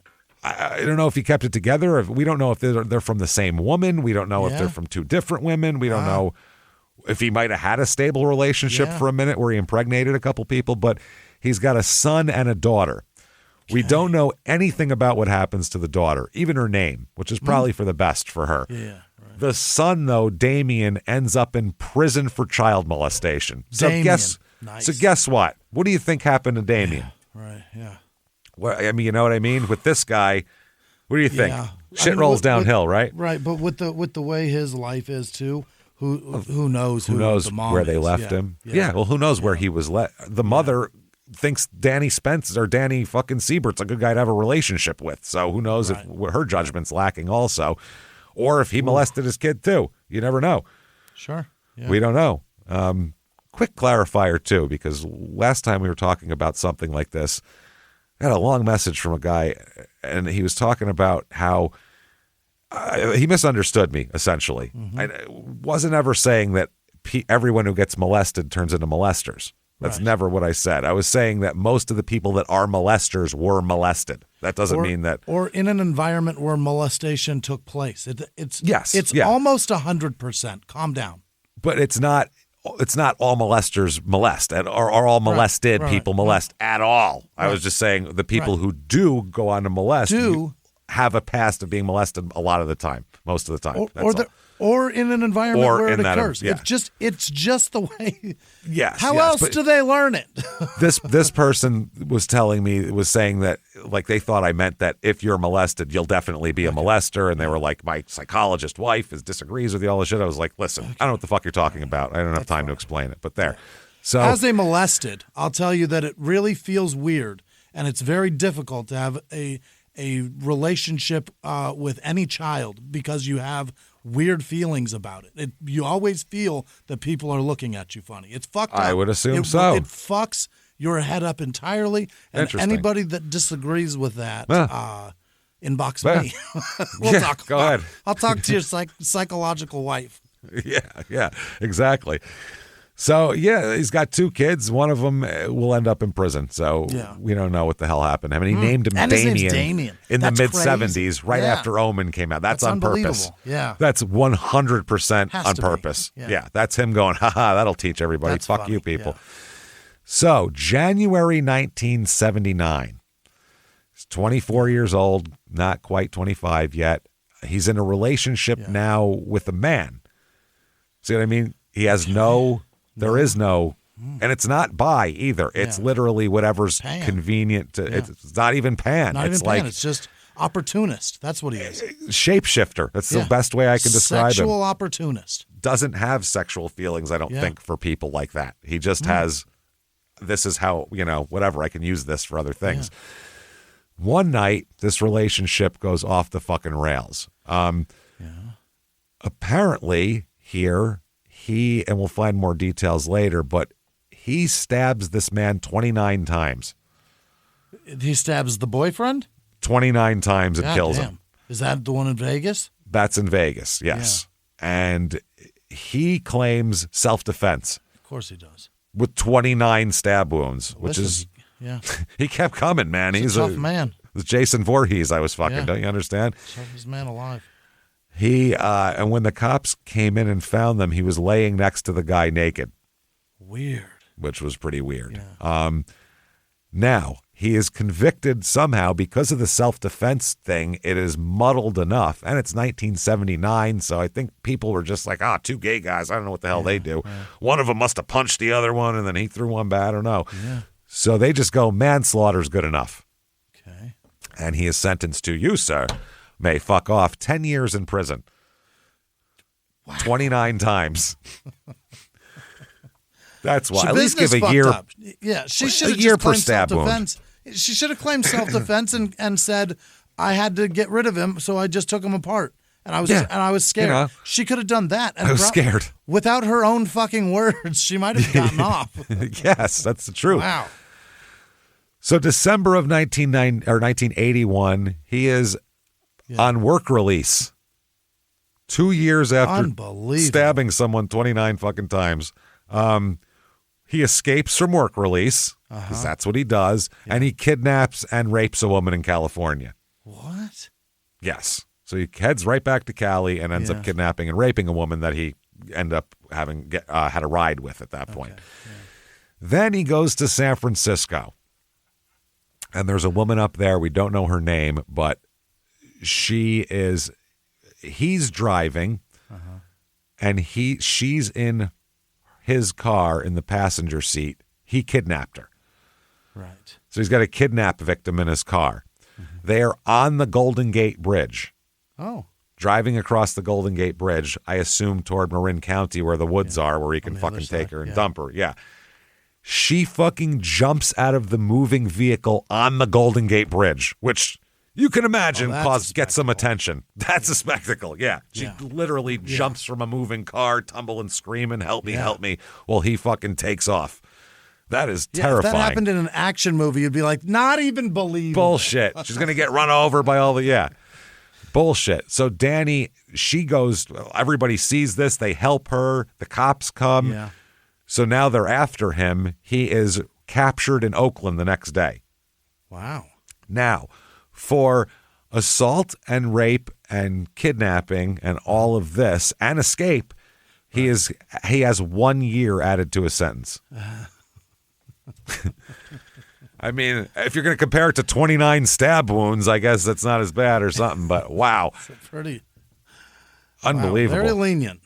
So he is paroled in 1985. Seems like a perfect candidate for parole. Here we go. Yeah. Although the general, we've talked about this before, but the general idea is to release people before they're dated out so you can keep an eye on them for a few more years and give them extra charges and take them back. Yeah. The only condition of parole is that he appear in San Francisco to go to court for those kidnapping charges that he has. He doesn't ever show up for that, obviously. That's why he's still wanted years later for the kidnapping there. So that's a parole violation. So he flees from that. And that is when he decided to leave and go hitchhike across the country. And that's how he ended up in Tucson with Hendren picking him up. Hendren had no idea that that's where he was coming from. Just got out of parole and was escaping kidnapping court in San Francisco. Unbelievable. He just saw a guy with an artist fucking case and said, oh, look at you. We're friends now. Messy guy with some colored pencils. Yep. Jesus Christ. Now, February 25th, 1986, back to the present here. Yeah. Cheryl Evans, who's 19, is found strangled as well. Mm-hmm. A 19-year-old woman is found strangled. Now, the police say that she was involved in prostitution, but that's never been confirmed, and nobody knows if that's true. Okay. And for them, if she might have, who knows, if she turned a trick once in a while, they consider that full-blown, you know. That's a whole lifestyle. Full-blown pretty woman now. That's all it is. So, but we don't know that, whether it happened or not. But they find her strangled in Calhoun County.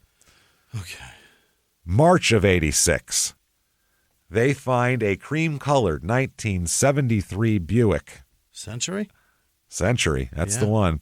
Found abandoned near Elizabethtown, Kentucky. Dang, that's a ride.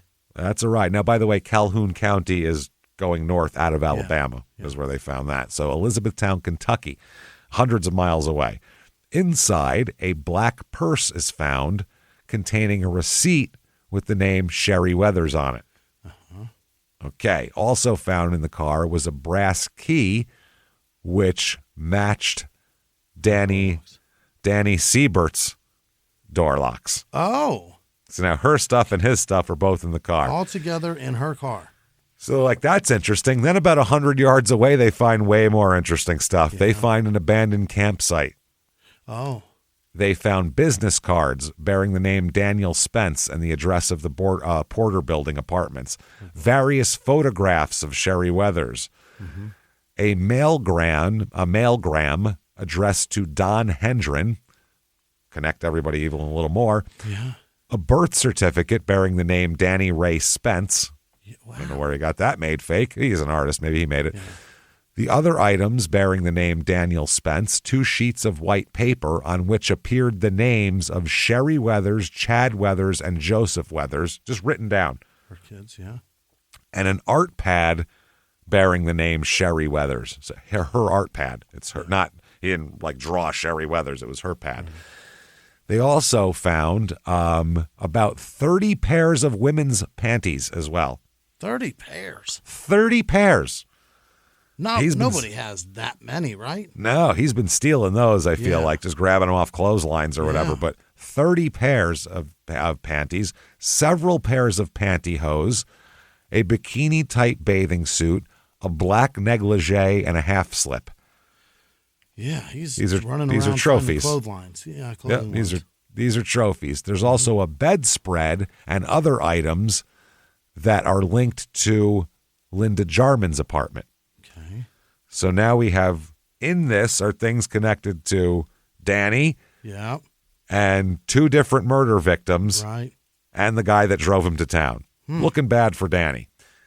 Then they find 2 fingerprints and a palm print, and those are identified as belonging to Daniel Seibert. Sure.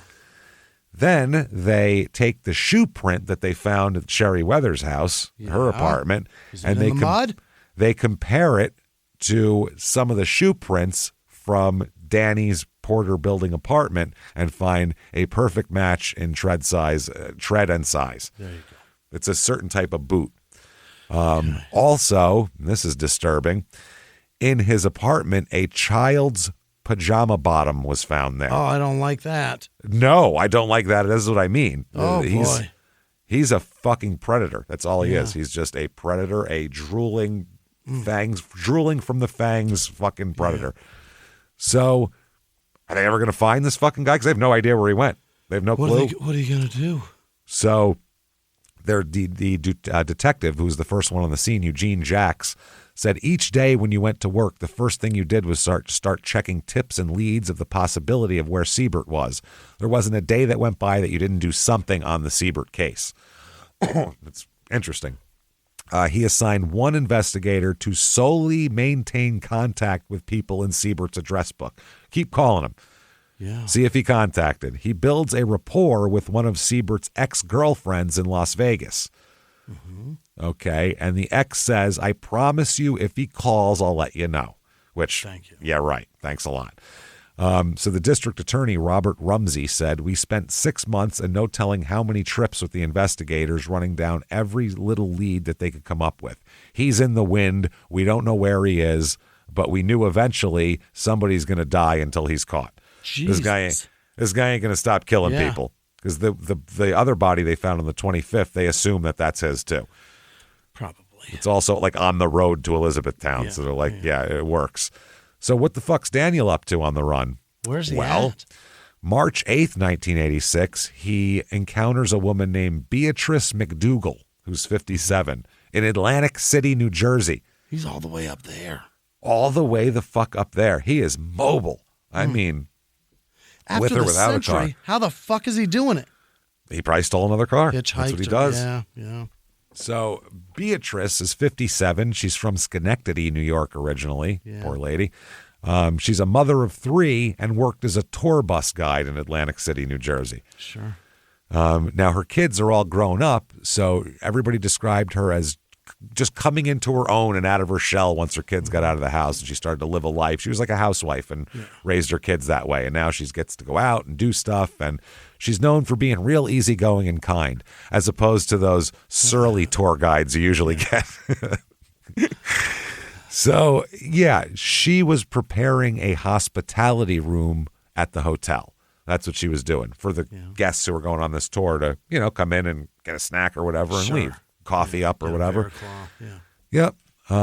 So Seibert thought, tour guides carry cash. Because back then they would. You'd pay the tour guide. Yeah. So he comes into the room. She's in the hospitality room. She, friendly, thinking, oh, here's another person wants to join the tour. Instead, he says, how about I stab you twice in the stomach instead? Yeah. Then that didn't kill her, so he strangles her as well. Whoa. And robs her also. And her body was found in a different hotel room in Atlantic City, like in the building. So I don't know how the hell he did that. This is crazy. So that's what he's doing. March 10th, he has some issue here. He has a run-in with the police in Atlantic City and uses a Social Security card to identify himself rather than a driver's license. Yeah. Bearing the name of Chad Weathers. That's the child. That's a 5-year-old child that he murdered. That's what he says. That's me. I'm Chad Weathers. The cop doesn't run the Social Security number. Right. And just goes, yeah, whatever, and lets him go. Get out of here. Yeah. Yep. Hey, everybody. Just going to take a quick break from the show and tell you how to get your fashion a little bit better with Quince. Quince.com. QUINCE.com. You know it. Cooler temperatures are coming, everybody. Summer is ending. And Quince is where we're turning for our fall staples so they'll actually last. Some good stuff, some quality items. From cashmere to denim to boots, the quality holds up and the price is going to blow you away because we love shopping on Quince because the prices are phenomenal.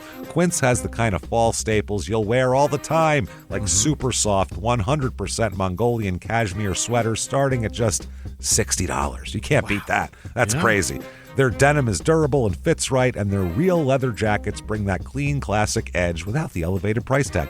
I myself bought a leather jacket from there, and I like it a lot, and I wear it all the time. Well, not in the summer, but when it gets cool again, I might look for another one. Who knows? With Quince, I can afford it, so it's good. What makes Quince different? They partner directly with ethical factories and skip those middlemen. You don't get robbed by middlemen. No. So you get top-tier fabrics and craftsmanship at half the price of similar brands. I love that. I got all sorts of stuff from Quince. I got a cool shirt that I got a pair of pants that I wore to an event. It's good stuff, and you can do it too. Keep it classic and cool this fall with long-lasting staples from Quince. Go to quince.com/smalltownmurder for free shipping on your order and 365-day returns. That's QUINCE.com/smalltownmurder. Free shipping and 365-day returns. Quince.com/smalltownmurder. Now back to the show. This is crazy. This is fucked. Where does he think he's going to go? Somewhere, March 30th, 1986. A cemetery outside of Talladega, a skeleton is found above ground. Oh, boy. Yeah, those are all fine if they're in the dirt in the cemetery. When you find one above ground, there's either someone got murdered or they're escaping and we need to run. One of the two. There's a lot of them. You rarely get your eyes on them. No. So they find a completely decomposed body, and dental records confirm it's Linda Faye Odom, the one who they thought was his accomplice. Yeah. No. She's murdered her that day also. Time ago. Yeah. A long fucking time ago, dumped her out. That's the garbage bags he was putting in his trunk was her fucking body. Sakes. In front of the boyfriend and said, this is stuff I'm taking back to my ex. Wow. That is fucked up. She's been dead since February 19th. She was the first victim. She has been beaten so fucking horribly, by the way. Even mostly skeletonized, you can tell she's been savagely beaten. Wow. And just dumped. Somehow she wasn't found for over a month in a cemetery. A body. How about that? So when you get buried, that's how much you're visited. Yes. Nobody gave a fuck. Nobody gives a fuck about the cemetery. No, that is sad, too. June 14th, 1986. June. They found her in March 30th. He's still fucking gone. How does this guy keep escaping? June 14th, 1986. He is arrested. Okay. Sort of. Yeah. He's arrested police for interaction.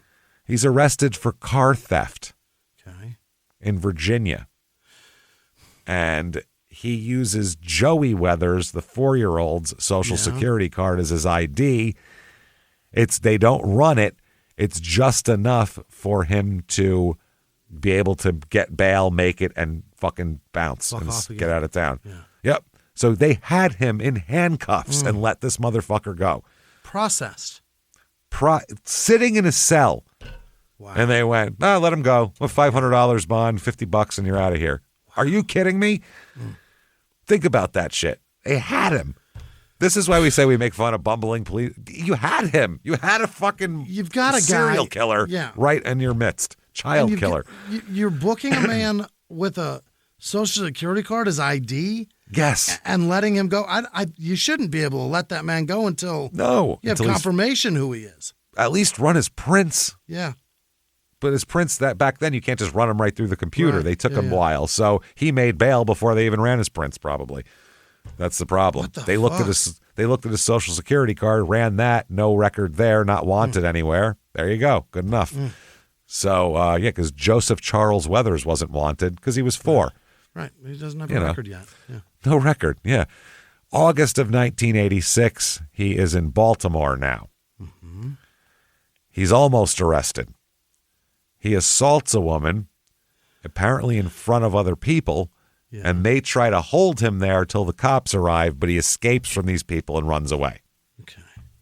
Yes, and he's been using Chad and Joey's Social Security cards wherever he goes. A criminologist later said, quote, by possessing these children's names, by presenting yourself as them, you are owning them, you're possessing them, they are yours. Right. So it's more than just a matter of convenience. It's also an ownership thing. I'm a god. Yes. Yeah. He gets it all out of that. September 3rd, 1986. This is too much time. Yeah. Remember that girlfriend in Las Vegas that the investigator made friends with there? Yeah. She calls on September 3rd and said, quote, Danny just called me. Oh. And they said, where the fuck was she? Was he? Yeah. Did he tell you? And she said, no, he wouldn't say where he was. Great. Say? That's useless. They said, is there anything you can tell us? And they said, well, he told her what time it was, so it had to be in the central time zone. Okay. Because it was in central. The time was 2 hours or whatever, an hour from West Coast time, she said. So the call only lasted 2 minutes, so I didn't get a real chance to get into it with him. But I know he was in central time, and I could hear thunder and rain in the background, I think. That's good. So anywhere in the central time zone and with rain, which is not really narrowing it down too good. Well, at a certain time, you could probably check some weather records and figure out where there was rain. Well, Eugene Jacks, the detective, said to his assistant, go call the National Weather Service. Yeah. Find out where it's raining and thundering in the central time zone. If it's 20 places, hundreds of miles apart, obviously we're fucked. But let's give it a shot. The answer, Tennessee, the only place it's happening right now. The only place with a storm. The only Tennessee had storm. The only place in the central time zone that had storms that night was Western Tennessee. Okay. That's it. They said the phone company then takes all of these calls, the call from her that came in, and traces that. They say it can take weeks to trace in 1986, but they have the state narrowed down so they can get it quicker. It's great. They said it's in fucking Tennessee. Yeah. So it takes only a few days to find a payphone at a convenience store in Hurricane Mills, Tennessee. Nice name.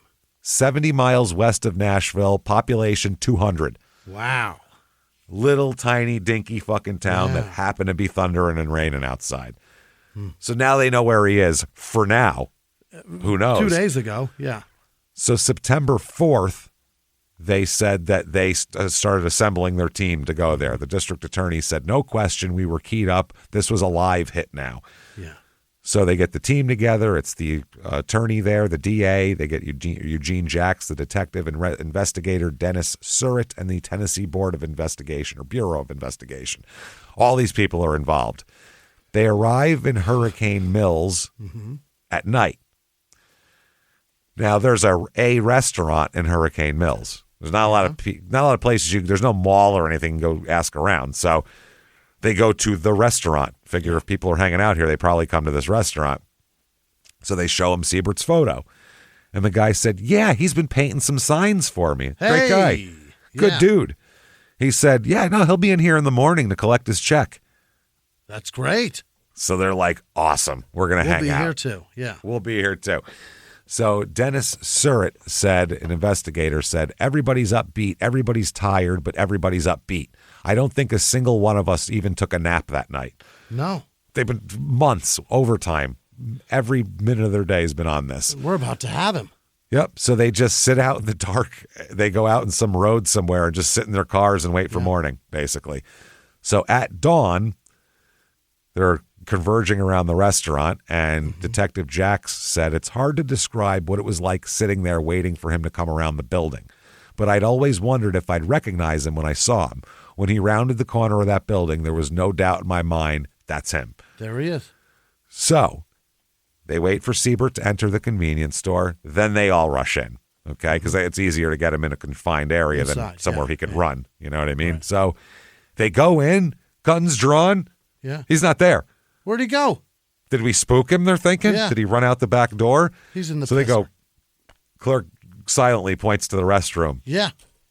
6 officers with weapons drawn burst into a tiny men's room where he's taking a shit.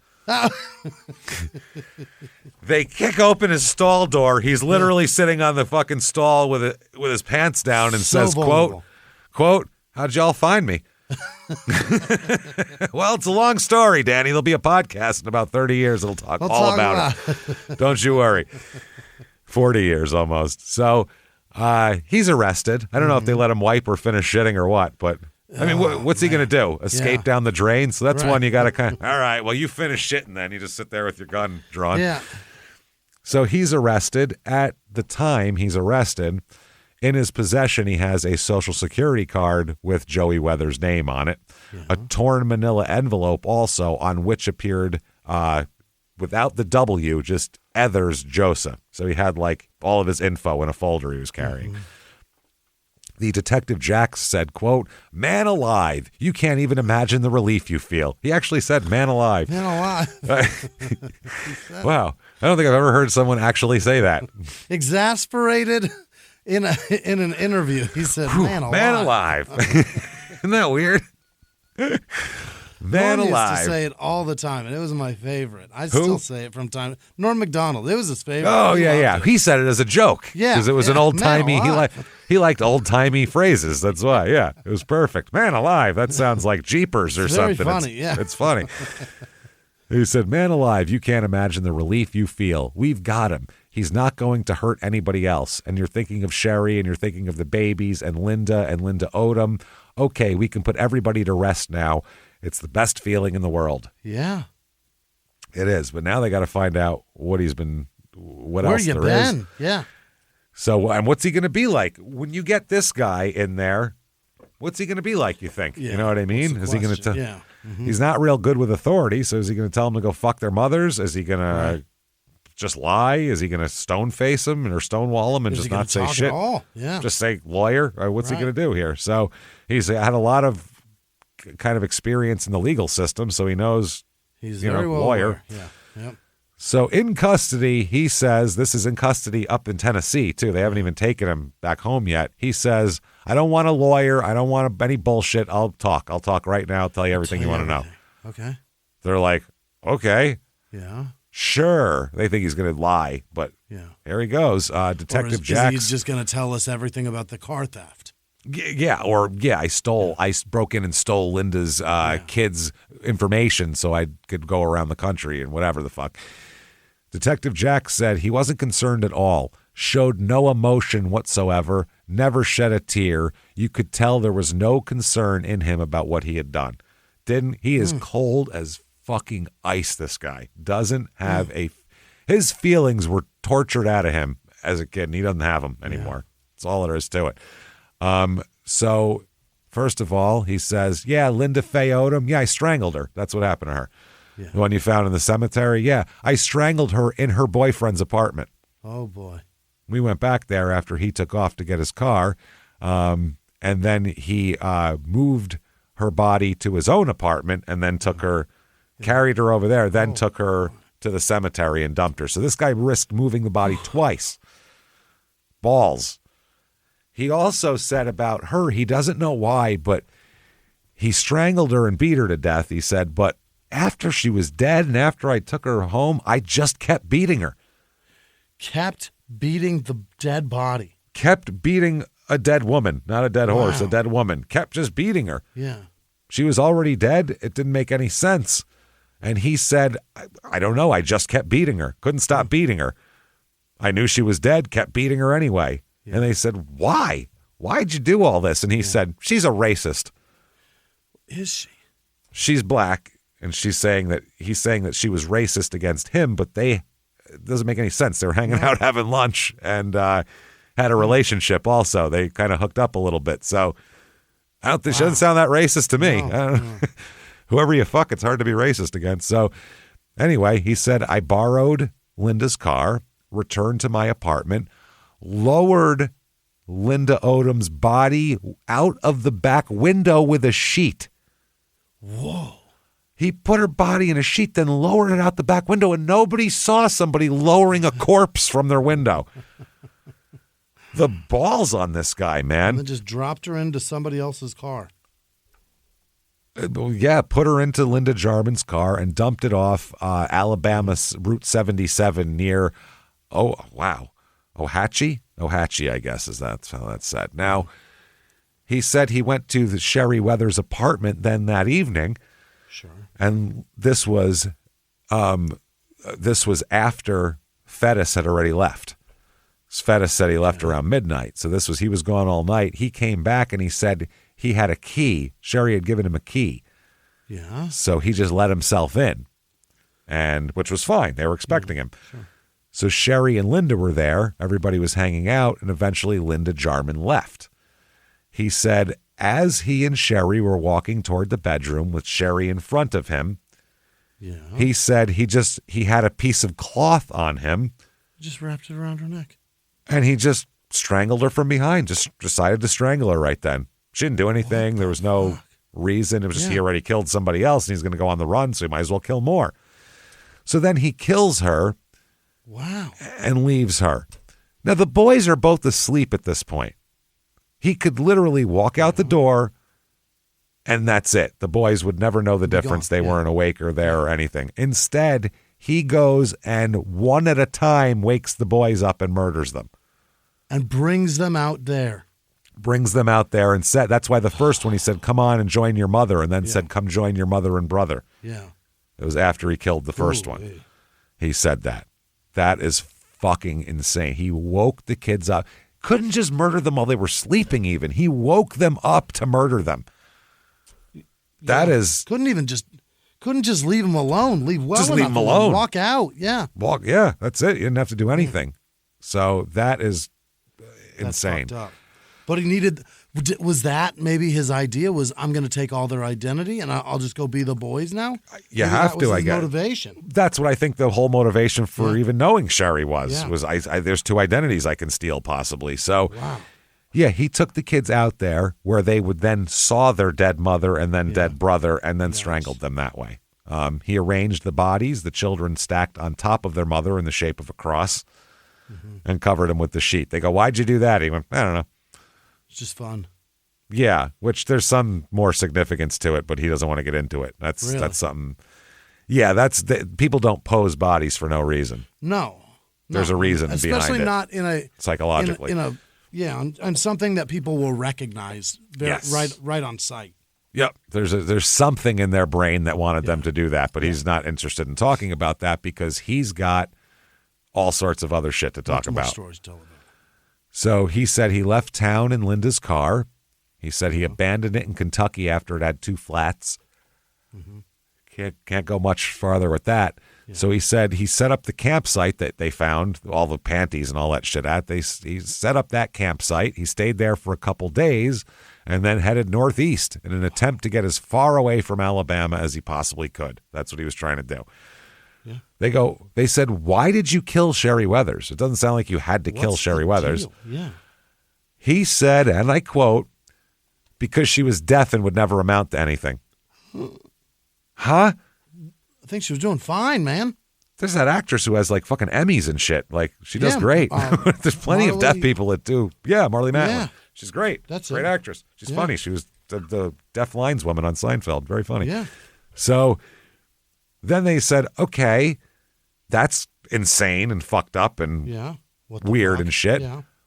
But why the children? You didn't have to kill the children. And he said, wow, this is fucking insane. They wouldn't amount to anything because they didn't have a mother. Because you killed her.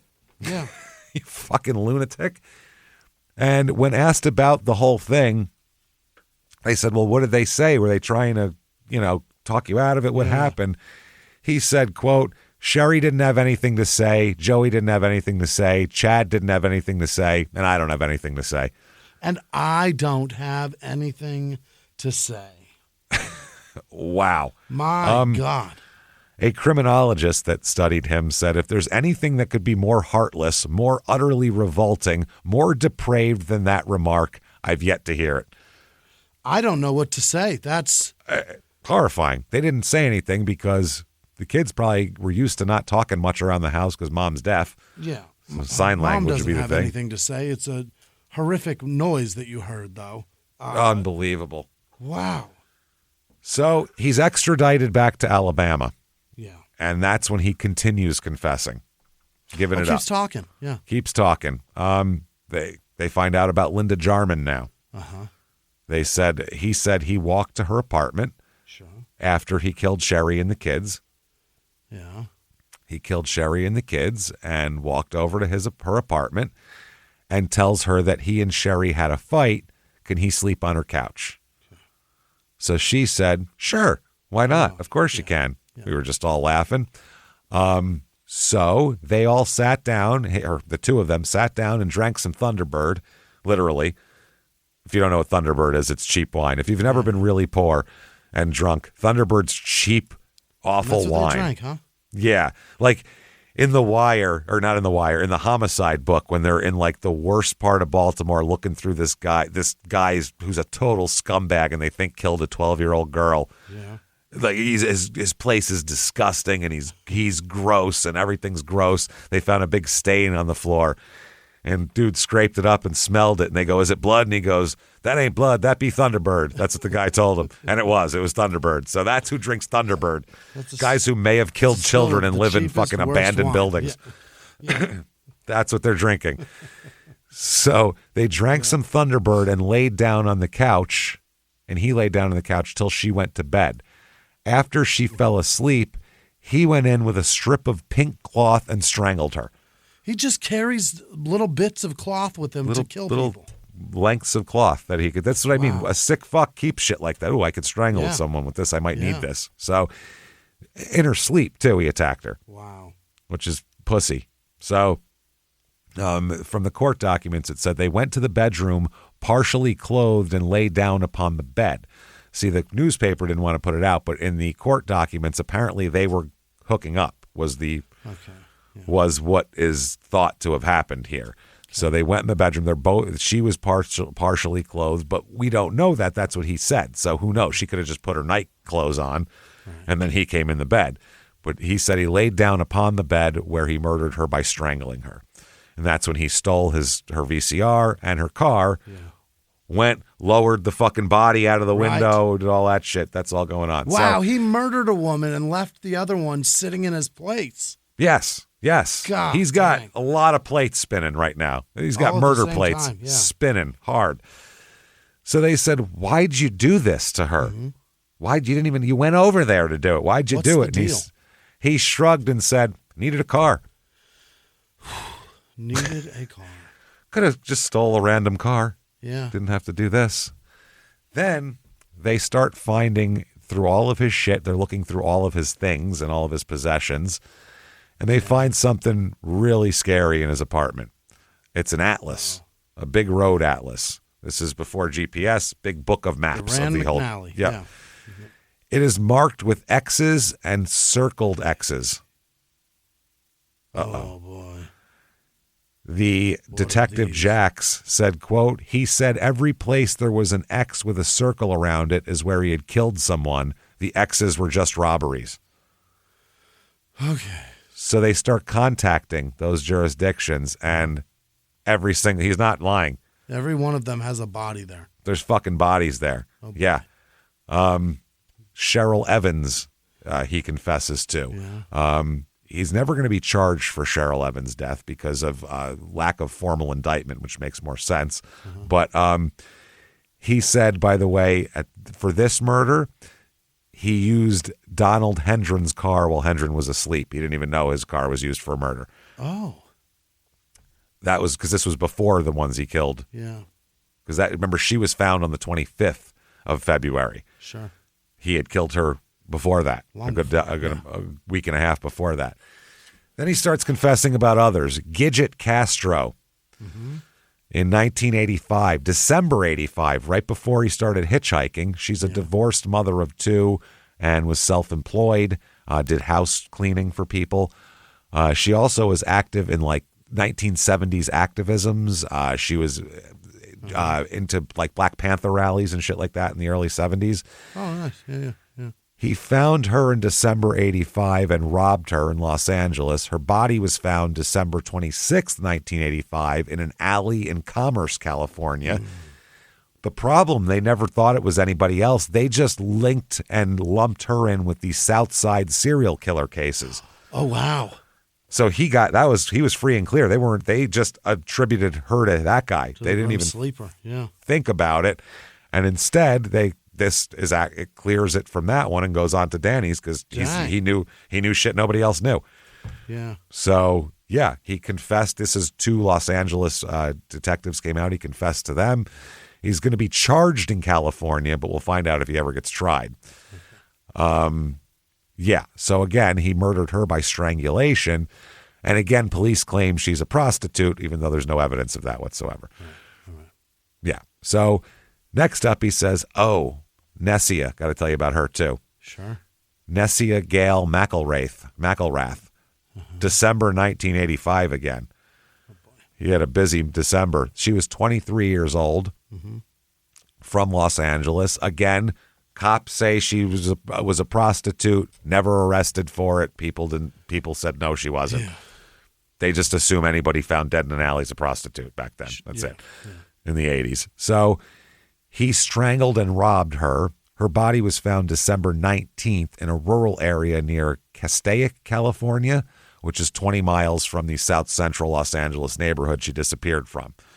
Okay. Initially, they thought that at first they thought it had nothing to do with the South Side serial killer because it was away from here, but then they attributed her to him, and then they had to take her off of that list and put him on Danny Seibert's list here. So, and he had information, only he had the details, only the killer would know. Shit. Okay. Because very little was released publicly. So now he's charged again in that crime. Now they said at the end, why the fuck did you do all of this? What the fuck, man? You've killed so many people. Because he said, I'm not even done yet. I got more. Yeah, I believe it. They said, why? And he said, needed money. That's it. That's it. I needed a car. I needed money. That's it. He never heard of just stealing shit, apparently. Or getting a goddamn job. Goddamn job? Yeah, that's one thing. But even if you steal shit, don't kill everybody. Yeah. Or get a job. One of the two. So when asked how many people he killed, another shrug. This guy's big on his shrugs. Yeah. He shrugs and said, quote, maybe a dozen, maybe more. I try to put these things out of my mind. I'm sure you do. So they have 10 confirmed victims they know are his. And then other ones it was so muddled and lack of evidence they don't know, but they suspect that there's 13 and possibly maybe 15. There's probably 20. And could be, God knows how many. Could be 50 for all we know. But they're pretty sure there's at least 13. So the detectives are, number one, horrified, but number two, pretty goddamn psyched to get all this information. Because they're clear in murder cases. There's families that are knowing what happened to their fucking daughters. Things are moving. So this guy, Eugene Jacks again, he said, quote, these people look out for each other. They had to, about the deaf ladies. Yeah. When you can't hear danger coming, you rely on your community to keep you safe. Right. And he also said about Seibert a very interesting thing because he spent a lot of fucking time with him. Yeah. Talking to him in multiple states. And he said, if you didn't know what kind of a monster he really was, you could actually like him. I believe it. Which meant that that was his mask he could put on. He's a chameleon. He'll blend in. He's a shapeshifter. Yeah. I can be cool with the cops. I can be sexually attracted to guys. I can be sexually attracted to women. I could kill them. I kill kids. I need this. He's just, he is a scary man. So the crimes span multiple states, but his prosecutions are going to be concentrated in Alabama, where he faces the death penalty for multiple murders. Yeah. So basically, all the other states are going to hold off. I mean, if he got acquitted in Alabama, obviously he's not going to because he confessed. Yeah. But then we can start charging him. But he's charged in California. He's not charged in New Jersey. Or I think he might be indicted, but not formally, whatever the fuck, however it works. So why the hell does he do all this? Why? Well, they asked this Dr. Yardley here, and she did an analysis of his traits. She said that he exhibited, quote, every possible psychopathic tendency. Yeah. All of them, including complete lack of remorse, no conscience, no empathy. She said some killers are driven by hatred, but that's not him. He has no hatred. Yeah. That's what's fucked up about it. Killers with hatred, at least there's something in there. There's a light. This, she said, he has no compassion or feelings for anyone. People were just objects to him. Weird. Nothing. He felt nothing. Nothing even for his father who raped and beat him. Nothing. Just dead inside, which you'd have to be to survive that. You'd have to shut off everything to survive that. That's the thing. And then when you shut off everything, you end up like this. Yeah. It's scary. So She said this is also evident in his military stint because she said he joined the Marine. Who's the most tough? The Marines. That's the toughest one. They're the toughest. I'm going to go to Vietnam and I'm going to join the Marines. That's the most alpha male tough thing he could do, this doctor said. But he went AWOL because he couldn't handle the structure. He couldn't do it. He wanted to have all those things, but he couldn't handle being on time and being told where to go and what to do. It just wasn't a thing. So she said that his early crimes, like the 1979 stabbing, she said she framed that as in terms of shame. He was ashamed of his sexual leanings at that point, or just sexual actions, not necessarily leanings, because he really didn't have any leanings. She said that he's the most manipulative person who could have ever been born. She said he could perform like caring behaviors, and he knew how to mirror behavior that he should be doing, but he didn't actually feel it. Oh. He knew how to outwardly project it and make it look like he feels that. He saw what people do. Whoa. Because he's smart enough to understand. This is the problem. You get somebody who's smart like this, they can then put it together intellectually of, okay, when people are acting helpful and nice, that's how they look and act and make eye contact. That's what I have to do. Even though I don't feel it or understand it, I get it. That's what I have to do. Like he studied them like you would study how to hunt animals. Oh, you have to get in the tree and then you wait for them to come. It's the same shit. It's disturbing. She said he lacked total genuine emotion. They said, they said she examines, and she wrote a book called Social Media Homicide Confessions in 2017, where she examines how killers like Seibert curate their image post-crime too. Because now once they're caught, now they need an image. Because everyone knows who they are, and they're very famous. By the way, nobody knows this fucking guy. This guy is very, very not heard of, which is insane for all he did. Way too unheard of. Yeah, that's how crazy how many murderers there are. So she said she dissects his motives as a mix of rage, envy, and pragmatism. I mean, also, I need a car. I need money. Yeah. For the 86 murders in Talladega, all the deaf people and the kids, she said that she had probably had envy toward Sherry Weathers and her children who were happy and loving. And he probably saw that and it pissed him off. Hated it, yeah. They've got was all jealous these of issues, those kids. Yeah, and they're still happy. And these children are being very well taken care of, and that pisses them off. Absolutely. So she said he craved that, never had it, and it made him angry. Now, they said, what about the post-mortem abuse of Linda Odom's body, where he said, I just kept beating her and beating her. Right.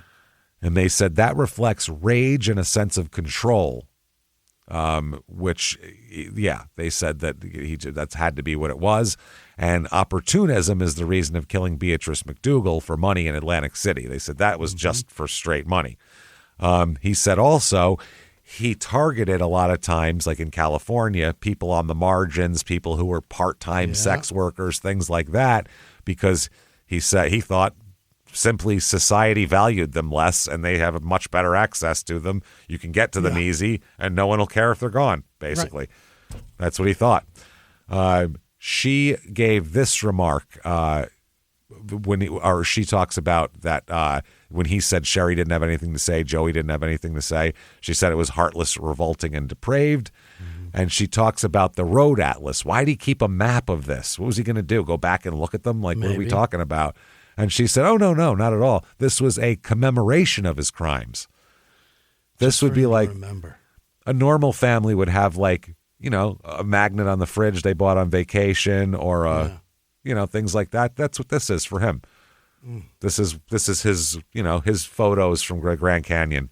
Yeah. This Me is by the Abyss or whatever. Yeah. Right. This is his magnet map of the United States with all the states he's been to. His game of the states. In. Yeah. Yeah. So the Alabama Institute for the Deaf and Blind had no background check system at the time. Really? None, which is how he got there in the first place. If they did a background check, they'd know that wasn't him. So all they had to do was fingerprint him. Yeah. So they said that changed pretty much immediately. They said they implemented new security measures, including background checks for all employees and volunteers, restricted access to student housing, mandatory reporting systems, and even self-defense classes for the deaf students because they can't hear anybody coming. So they'd have people sneak up on them and shit, and then you'd have to figure out how to deal with that. So March 1987, he goes to trial. Linda Jarman is the first trial for some reason. Not sure why. There's a judge, William C. Sullivan. He's going to preside over all of his trials, so he's going to hate Danny in a minute here. He is charged with capital murder because it's during a robbery. He stole her car, and that's why they're doing it first, because he stole her VCR and her car, and this is an easy death penalty case pretty much. Yeah. So they spend the first day selecting a jury. It's 14 total, 2 alternates. 13 women and 1 man. Oh. I've never heard of that before. I haven't either, but he's got to look at that jury and go, uh-oh. What the fuck? Whoops. Then again, though, men are going to be just as mad because how much of a pussy are you? You're attacking deaf women and children, you scumbag? Yeah. Allegedly. So, an opening well, I've done the whole episode, so I know the outcome. You calm down. At this point, it's allegedly. It's alleged. So, in opening arguments, district attorney said that he killed Linda Jarman for her car after he killed Sherry Weathers and her 2 children, and said the evidence will show that he came to Talladega hitchhiking, and he was barely here for 2 months before he had to kill people. Right. Now, the evidence they show, fingerprint evidence from her car, campsite evidence that we talked about, his detailed confession about exactly what he did, and multiple witness testimony placing him with the victim as well. So just plea. It's pretty bad. They play the tape of him confessing. It is so matter-of-fact and creepy, dude. He went to court about this. Oh, yeah. He's going to trial. Wow. They said, while at Linda Jarman's apartment, did you kill her? And he said, yes. Okay. This was on the tape they showed. They said, how did you kill her? He said, strangulation. Yeah. He's just matter-of-fact as fuck. Doesn't care. Just doesn't care. The medical examiner here testifies about the autopsy. He said that no sexual activity was shown in Linda Jarman immediately before her death. Some of these women, like the ones in California, some of them have been raped by him as well. Sometimes he rapes and sometimes he doesn't. Huh. So no idea what the psychological thing with that is, but sometimes he rapes, sometimes he doesn't. Now, when they played this video of all of this, they said that people are getting closer to look at the screen. He, though, sat quietly with his head bowed. I'll read from the paper. During the screening, Seibert sat quietly with his head bowed and his tattooed left hand pressed against his forehead to shield his eyes from the video. He twiddled an ink pen with his right hand. And Linda Jarman's older sister said he didn't have the guts to hold his head up and see what he had done. I think they should have made him watch it. If the jury was made to watch it, they should have made him watch it too. Yeah, you can't. That's a great point. Yeah. You don't have to do that as a defendant. You just don't have to. So yeah, you don't have to do anything, but it looks bad. Yeah, I was gonna say it looks worse on him. Yeah. And also, that's why we're sending him to prison, because we can't make him do anything else but send him to prison. That's all we can make somebody do. So, her friend, Linda Jarman's friend, testified saying her friendly nature is what led to this, and it's fucking horrible. Her friend said that was the only good thing to come out of this whole thing, the fact that she was just trying to help somebody, a friend. She's giving a guy a place to stay. Being a nice lady.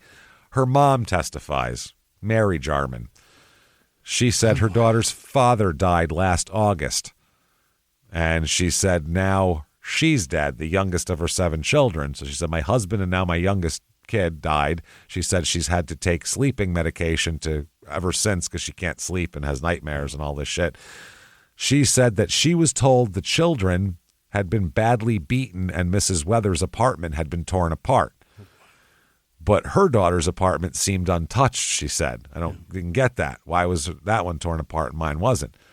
She said, quote, they found her in bed and thought at first she was asleep. They said they shook her and said, all right, Linda, it's time to get up now. But she was dead. She also said, you think Talladega would have been the last place something like this would happen to her. She started school in the first grade and spent most of her life either in school or working here. So she should have been safe, essentially. And her sister described Linda as being very happy just before being killed. Yeah, it's not going to be happy after. She said the good side of it all was that she always wanted to make it on her own and wanted a job and her own car. We'd always been very protective of her and hadn't wanted her to get a car or an apartment, but she had what she said she'd always wanted, and she was very happy. They didn't want her to live on her own. Independence, exactly. So they didn't want her to live on her own. And, yeah. So the defense's argument is mentally ill, mentally ill. He's been abused his whole life in childhood. He's super mentally ill because they don't have any other defense. He confessed to all this shit, and they played the tape of him doing it. So and he's obviously got who the fuck normals does this shit.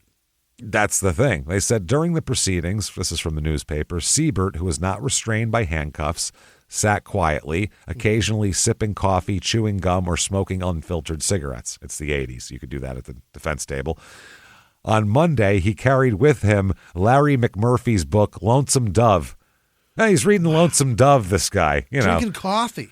Just drinking coffee, smoking butts, reading Lonesome Dove. He said he wore his light brown hair in a bushy style and carried an afro comb in his back pocket. He's a white guy, by the way. He's got a big pompadour, white man afro. He's got a big 70s bushy hair type of deal here. He carries that. So, in closing arguments, the defense attorney admitted that Seibert had killed Linda Jarman.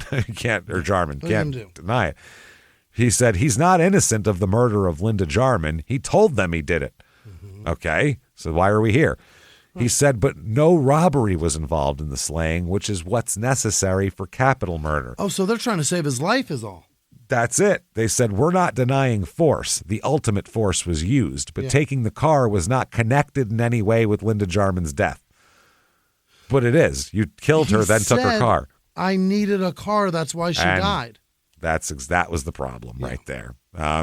And the district attorney said that he intended to steal the car and decided to kill her before he left Talladega. Mm-hmm. He said Seibert went into that apartment, drank that Thunderbird, which I think is hilarious. He went in, drank that Thunderbird, and snuffed the life out of her. She never knew it was coming. He used the handicap of that woman to his advantage. He is as bad a murderer who ever came into this court. He's as bad a murderer as anyone who's ever come into this court. Verdict comes in here. So the jury deliberates for more than an hour before returning a guilty verdict of capital murder. Guilty of everything. Yeah. Oh, yeah. So the sentencing here, it's all about his childhood. They're saying he's had a terrible childhood, and look at what the fuck do you expect him to turn into? His dad peed on him. What do you want? You got choices, man. Yeah. The prosecution said it's all calculated as fuck, and he has zero remorse. Wow. How do you put this guy anywhere except in the electric chair? And so they say, you, sir, may fuck off. Death in the electric chair. In the electric chair. In the electric chair. The old Alabama electric chair. They have a lot of storms. The power goes out once in a while, so you might have to stop halfway through it, pick it up again later. It's not good. It's a bad thing to do. Bad thing for him to be in. We may get you when they get the power poles back up. Yeah. So they move the trial to a nearby county for the Sherry Weathers trial. Yeah. And, now, by the way, in between the trials while this is going on, the families of the murdered people, the victims, murdered people, we'll just say victims, family of the victims start to hang out with each other and form a real, like a little club here of horrible, shit that's happened to them. Terrible thing to have in common. Yeah. They said after all this happened, we spoke weekly. Linda Jarman's mother said, a lot of times when you're a survivor, you think that something is wrong with you, but then you see others going through the same behavior and you know that there isn't. Yeah. So he said, it's almost like we could sense when we were needed by each other and one of us would call the other. Eventually there came a time when we could laugh about mistakes caused by our grief, like forgetting things. So they were their own little support group they had essentially here. Of course, yeah.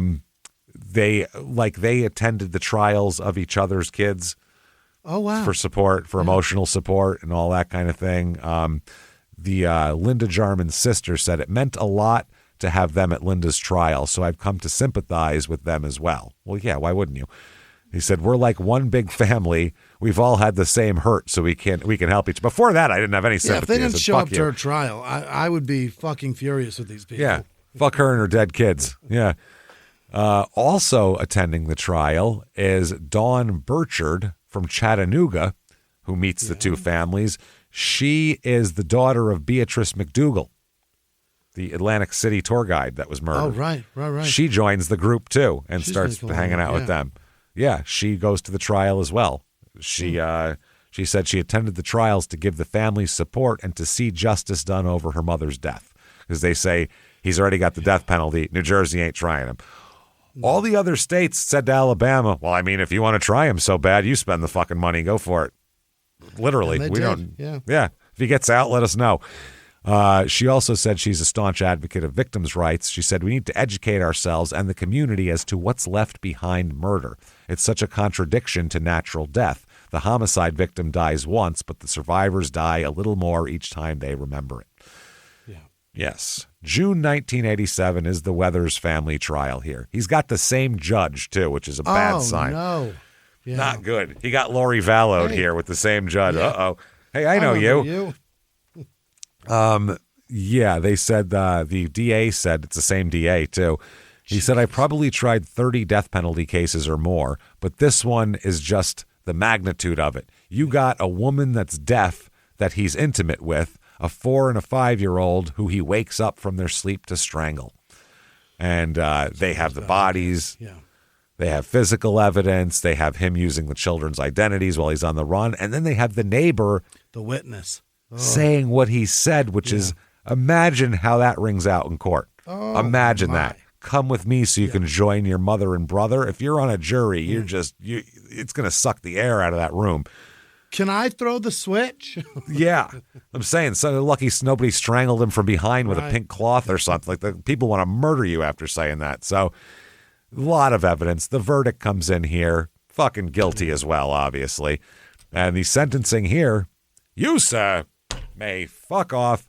Death penalty again. Again. Liked it so much, we did it twice. So nice. Yeah. So nice, we did it twice. So there we go. Now they are going to take him to trial for Linda Faye Odom as well. Real? Fuck it, line him up. Because you never know with appeals. Prosecutor, don't you want to... Yeah, I guess so. But there's no statute of limitations. If the appeal knocks it down, then take him to trial for this. And then you can do. You have it's all physical evidence and confession on video. Hang on to all the shit. Away. Yeah. Yeah, save your money, basically. Right. From what I understand, I don't think Alabama's the highest funded state going out there. I don't hear like their schools and I feel like they're in everything the red teeming, overflowing with money. Yeah, so I feel like they could use the money. So he ends up pleading guilty to this. They offer him a deal. They go, I'll tell you what, you plead guilty, you take life in prison with no parole. Because it's a non-capital case. He didn't steal anything from her. He just dumped her off. So they said, okay, they have him dead to rights on fingerprints and everything else. So he said, okay, life in prison for you. Okay. So he also confessed to the Beatrice McDougal murder, but he's charged and never tried because he's on death row down there. And New Jersey's going to save a few bucks in case. Why not? He faced charges in other states, but was never extradited or charged, mainly because he's on death row. So you're on death row. You're on death row. In California, too, they did at least move the murdered victims off the Southside serial killer list and moved them over to his column here, Seibert's column. So Alabama, 5 murders that we were positive of. Right. I'm sorry, 6 because Cheryl Evans, too. So that'd be 6, right? Right. Yeah. Linda, the 2 Lindas, Linda Faye Odom, Linda Jarman, Sherry Weathers, both kids, and Cheryl Evans. That's 6. That's at least 6 in Alabama. At least 3 that we know of in California and Nevada between the boyfriend and the 2 women he killed. Right. And then we know of one in New Jersey, and then he's admitted to others too, and there's various assaults and kidnappings. Yeah. I mean, he's left a trail of fucking destruction behind him. We haven't even got to his artwork yet. Hold on a minute. Oh, I can't wait. That's the craziest part of this whole shit. Fantastic. So his death sentences trigger automatic appeals, of course, here. They say his unfair trial, evidence related to his past criminal record, including a 79 manslaughter conviction, had been properly or improperly introduced during sentencing. And they also challenged the decision to keep the first trial, the Linda Jarman trial, in Talladega County because of the publicity. So that's one of the automatic appeals that gets rejected. 1989 is his Sherry Weathers appeal. Main point of contention is his Miranda warning that he got. The balls on this guy for this is the funniest, most ridiculous appeal point of all time. He said that the trial court erred in admitting his statements into evidence because the Miranda warnings given to him in Tennessee were improperly worded. Oh, they weren't verbatim. Check this out. Yeah. Well, he said that the detective who informed him of his Miranda rights said, quote, anything you say can be used against you in court.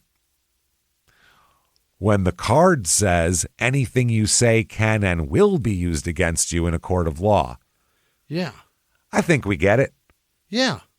I think we understand. And therefore, that his initial statement, anything that he said in Tennessee, and then that, of course, translates to anything he then said in Alabama, it should all be thrown out. The whole row of dominoes that fell should be thrown out. Oh. Because he didn't say and will and in a court of law. Tennessee. In Tennessee, yeah, that's because that's when they initially arrested him. But he started confessing in Tennessee. Yeah, they're my saying point is he thought that maybe, just in Tennessee, that's going to be held against me. That's not what he said, though. Yeah, no, that's not what he said.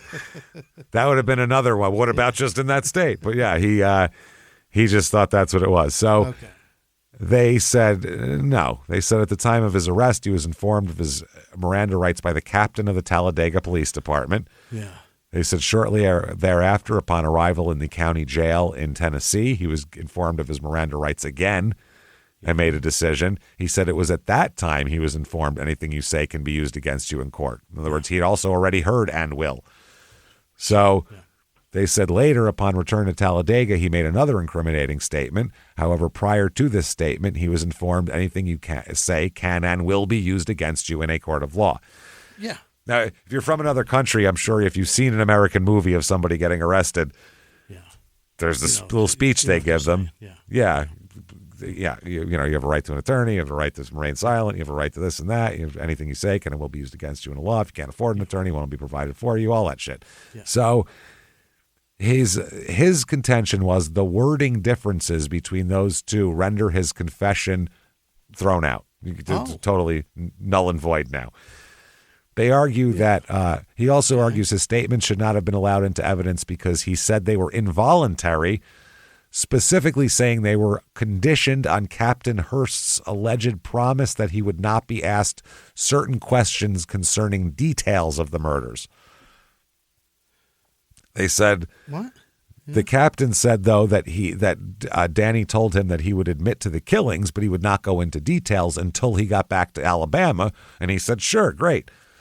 Tell us who you killed, and we'll talk more details later. He now claims that this agreement to this condition constituted a promise from the captain or an inducement for his statement, thereby rendering his statements involuntary because you can't give inducements for statements. Although they do it all the time. They say, hey, you say something, we can talk to the DA for you, maybe help you out there. A whole confession's all inducements, so that's bullshit too. He said they attempted to transform Captain Hurst's actions into a promise of benefit or inducement, and it's readily apparent from the testimony that this was simply a condition placed by the defendant on the extent of his confession at the time. Captain Hurst neither promised appellant anything nor induced him in any way. He was merely acknowledging the terms which the appellant had unilaterally imposed. Appellant had the right to remain silent. He also had a right to limit any statement which he chose to make. Could have shut the fuck up at any time. Captain Hurst was only honoring this right. Any benefit which may have occurred from this agreement was solicited freely and voluntarily by the appellant himself. thus failing to render his confession involuntary. So the trial court says, keep on fucking off, mister. Yeah. Death penalty. 89 is the Linda Jarman appeal. This is based a lot on juror selection. Oh? Little back and forth gals? between the defense. No. Things they said beforehand. A little back and forth here from voir of the jury members. The defense counsel said, you said earlier you think he's probably, and juror Betty Chandler interrupted and said, well, I shouldn't have said that because I think I could be fair. Because earlier she had said, I think he's probably guilty, is what she said. Yeah. She said, I think I could be fair. I mean, you know, how you read and you think guilty. I never questioned it, but I think I could be fair. So in other words, I mean, I read it in the paper, so I thought guilty, but if you show me evidence, I think I can, you know. So they said, okay, you said a minute ago, I believe the question was, and I might be mistaken, but I believe it was, did you think the defendant was probably guilty or probably innocent? Which one were you leaning toward there a little bit? And she said, I was thinking guilty. And he said, the defense counsel said, probably guilty. Okay, do you know of any reason why you couldn't give the defendant a fair trial? And she said, no, sir. They said, do you think you could put that out of your mind, even though today or at some time in the past you thought he was guilty? She said, yes, sir. So the next juror problem, they said, based on, this is the defense counsel talking to the juror at the time, at the trial, based on what you saw or read or what you discussed with somebody, what do you think happened? What do you think about it? This juror said, well, I think it was a terrible thing. I think it was a terrible thing. And the defense counsel said, what is so bad? Oh, I don't know. Dead children? Tell me, what do you think's so terrible? The juror said, well, with the children part of it, because I've got 2 small children at home. Uh-oh. There you go. Yeah. So the defense counsel said, so you've heard the defendant was charged with killing some children? And he said, yes. And they said, based on that, would you have a hard time sitting as a juror? And he said, probably so.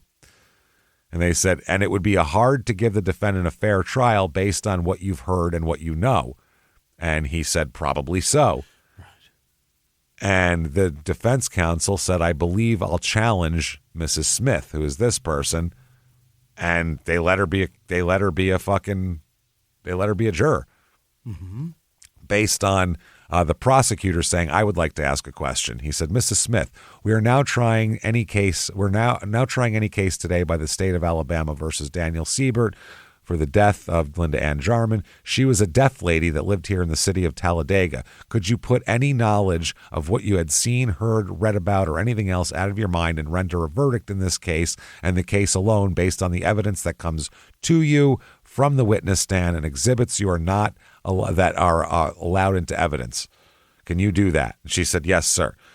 So she said, I can't be fair to him, but the prosecutor reworded it. And then she said, yeah, I guess so. And this happens all the time. Yeah, I can be fair that way. Yeah. Nowadays, the judges would rather just, if a juror is acting they don't want them there. Fuck off then.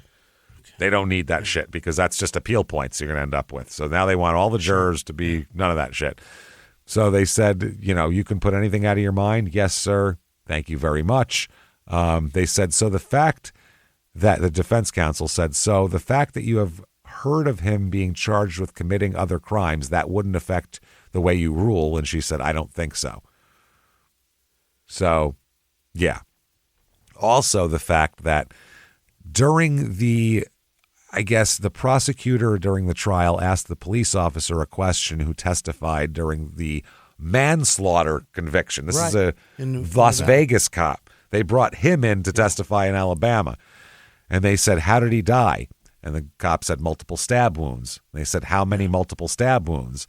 And he said, total wounds, we're not sure. We stopped at 29. God, they gave up after 29. It might be 100. They just gave up. They're like, at 29. So then the defense counsel asked, weren't a number of those wounds on the victim's legs? And he said they were throughout his body. And they said, and there was testimony at the trial that Mr. Seibert was lying on the ground and the victim was standing when some of these wounds were inflicted. Is that correct? And they said, yes. And they said, when there was any testimonies about advances being made toward the defendant, wasn't there. And So that's how that went. They said, the question was, how was the testimony and evidence as to how the defendant was dressed at the time? Wasn't he naked at that time? He put the stab wounds in him. Wasn't that evidence? And the detective said, I'm not positive. But it sure puts a picture in the jury's mind. Sure does, yeah. They said, I believe he fled the scene and there was some time getting him into custody. Wasn't he? And he said, yes, sir. So there you go. This denied also. Yeah. Denied. Now, 1990, it's both affirmed by the both convictions of the death penalties are confirmed by the Alabama Supreme Court. 1999, post-conviction relief was denied, and federal habeas petitions were dismissed in 2001. His appeal points after this are ineffective counsel, juror misconduct, prosecutorial misconduct, mental illness. Oh. He also sues over prison conditions, food quality, medical care, and the method he'll ultimately be executed with, the way he's talking about. Everything's dismissed. Okay. So in prison, he's sitting on death row, inmate number 00Z475 at the Holman Correctional Facility. In prison, he is described as calm and almost meek at times. Nothing like he was before. Reporters who interview him noted his ability to appear charming and polite, even as he discussed the heinous crimes which he was convicted for. So he's a mess. Is that right? He continues to draw constantly. But now he used to draw all sorts of things, landscape things, different things. Yeah, pictures. Now dogs on a boat. He draws pretty much two dogs, one dog going one way, one dog going the other way. Yeah, it looks like this guy's saying, what do you want from me? So all he draws is women in like bondage outfits. Uh-oh. But like half of them are like real dominant women. Oh. Violent sexual scenarios, including group sex and all this weird shit, and depictions of control and domination that we'll talk about. He sells this shit online. Yeah. Later, he develops a bunch of pen pals. He has so many women absolutely devoted to him, sending him money for commissary, maintaining websites about his case and his art, and how can this wonderfully talented artist possibly be a terrible murdering psychopath? Yeah. The belly of the beast thing, that that guy, the guy who wrote that book and got out of jail and then killed a waiter almost immediately for fucking not putting his silverware straight or some shit. So he's doing well in there with all that. So from prison, he can manipulate people with his artwork. They go, oh, well, he's got to be so, he's so gifted. So he gives his artwork to other people who sell it through websites in the early 2000s. Yeah. There's a small group of pen pals that do this, all women, obviously. And because that's who he finds easiest to snow. Yeah. So for him. So these people don't give a shit about his crimes, nothing. They just see this. They see his art. Somebody put this in. It's a great quote. They see his art as a window into a misunderstood soul. Oh, boy. They're like, I can see through the color use of this and that and sketches. What's going on in there? The sketch of the dominatrix. Yeah. But psychologists all said it was just more manipulation. That's all it is. It's just how he can manipulate. Otherwise, he looks like a fucking monster. They said his charm allows him to blend into communities, which is how he did this all in the first place. Yeah. In his art now, it presents him as a tortured artist rather than this murderer. They said, this one psychologist said, the duality mirrors other charismatic serial killers, especially like a Ted Bundy, who used his skills in the same way to endear himself to people and then did what he wanted to do completely remorselessly the same way. So problem is his artwork is very controversial among the victims advocate groups. It should be. They're like, how does he get to profit and get attention from his fucking drawings, which is fair. Yeah. So it's crazy. Even Esther Brown from Project Hope to abolish the death penalty. So someone who's trying to get him off death row said that she expressed disgust that Seibert's art gave him a platform. Like, I don't want to kill him, but I also don't want him to be out there. I just don't want people to be murdered with my tax dollars. That's all, Right. Which is understandable. So he becomes the subject of fascination. He produces tons of drawings and portraits. I mean, a lot. He's really prolific. Some of his artworks, which are really weird. One has like a woman holding a severed head. Real weird. One of his own drawings depicting his own decapitated head was given to a female police detective who played a role in gathering evidence against him. Here you go, sweetheart. Wow. There you go. That's a little something for you to take home. You know what I mean? That's for the kids. Put it on the fridge, will you? It's for the kids. So here's what you did to me. Wow. She ended up displaying it on her office wall. She put it up and was like, really? Serial. Well, yeah, and the detectives, that's a fucking conversation piece in a police station. Yeah, that's that sick fuck that killed all those people. He drew that for me. It's his own head. So, yeah, 2007, the death penalty is moving right along, and he's supposed to be executed in 2007. Problem is, in May of 2007, he develops severe jaundice, and he's diagnosed with hepatitis C. Uh-oh. July 12th, 2007, a biopsy reveals he has terminal inoperable pancreatic cancer. Oh, shit. He's got Swayze disease. Yeah, not it's good. Coming for him. That's fast. Not good. Yeah. That is fast as fuck. And that's fast if you're rich and not in prison. So imagine how fast it is if you're in fucking prison. They don't let you. Cardio. Yeah. Yeah, with abs and shit. So July 19th, he files an amended lawsuit. His argument is the 3-drug lethal injection protocol, because that's what they're doing, again, in Alabama down there, combined with his medical conditions, would constitute cruel and unusual punishment. What? There's the same time that this drug mixture is also being challenged in other states as well. So that's on there. His lawyers argue execution would be cruel and unusual punishment because the cancer drugs would interact with the lethal injection drugs, causing excessive pain. A board-certified oncologist, Dr. Jimmie H. Harvey, and i.e. Jimmy, said he has a life expectancy of less than 90 days. He has severe muscle wasting. He needs a feeding tube. He has chronic nausea. He has a tumor blocking his upper gastrointestinal tract and has a great likelihood of regurgitation during execution, which and a very compromised venous access. So his veins aren't good either. So I don't know what you want to do with this guy, but unless you put a pillow over his face, it's not going to work. It's almost over anyway, it sounds like. Then while all this is going on, he's investigated regarding a pornography case involving one of his correspondents. Oh. He isn't charged, but his pen pal is convicted of multiple sex crimes related to the materials they exchanged. Wow. What do you think that was about? Kids probably, I would assume. Yeah. Yup, piece of shit. So he files this lawsuit against Alabama's lethal injection protocol, sodium thiopental for anesthesia, pancuronium bromide as a paralytic, and potassium chloride to stop the heart. Yeah. So he argues that all his conditions mean you'll have failed anesthesia, basically. Yeah.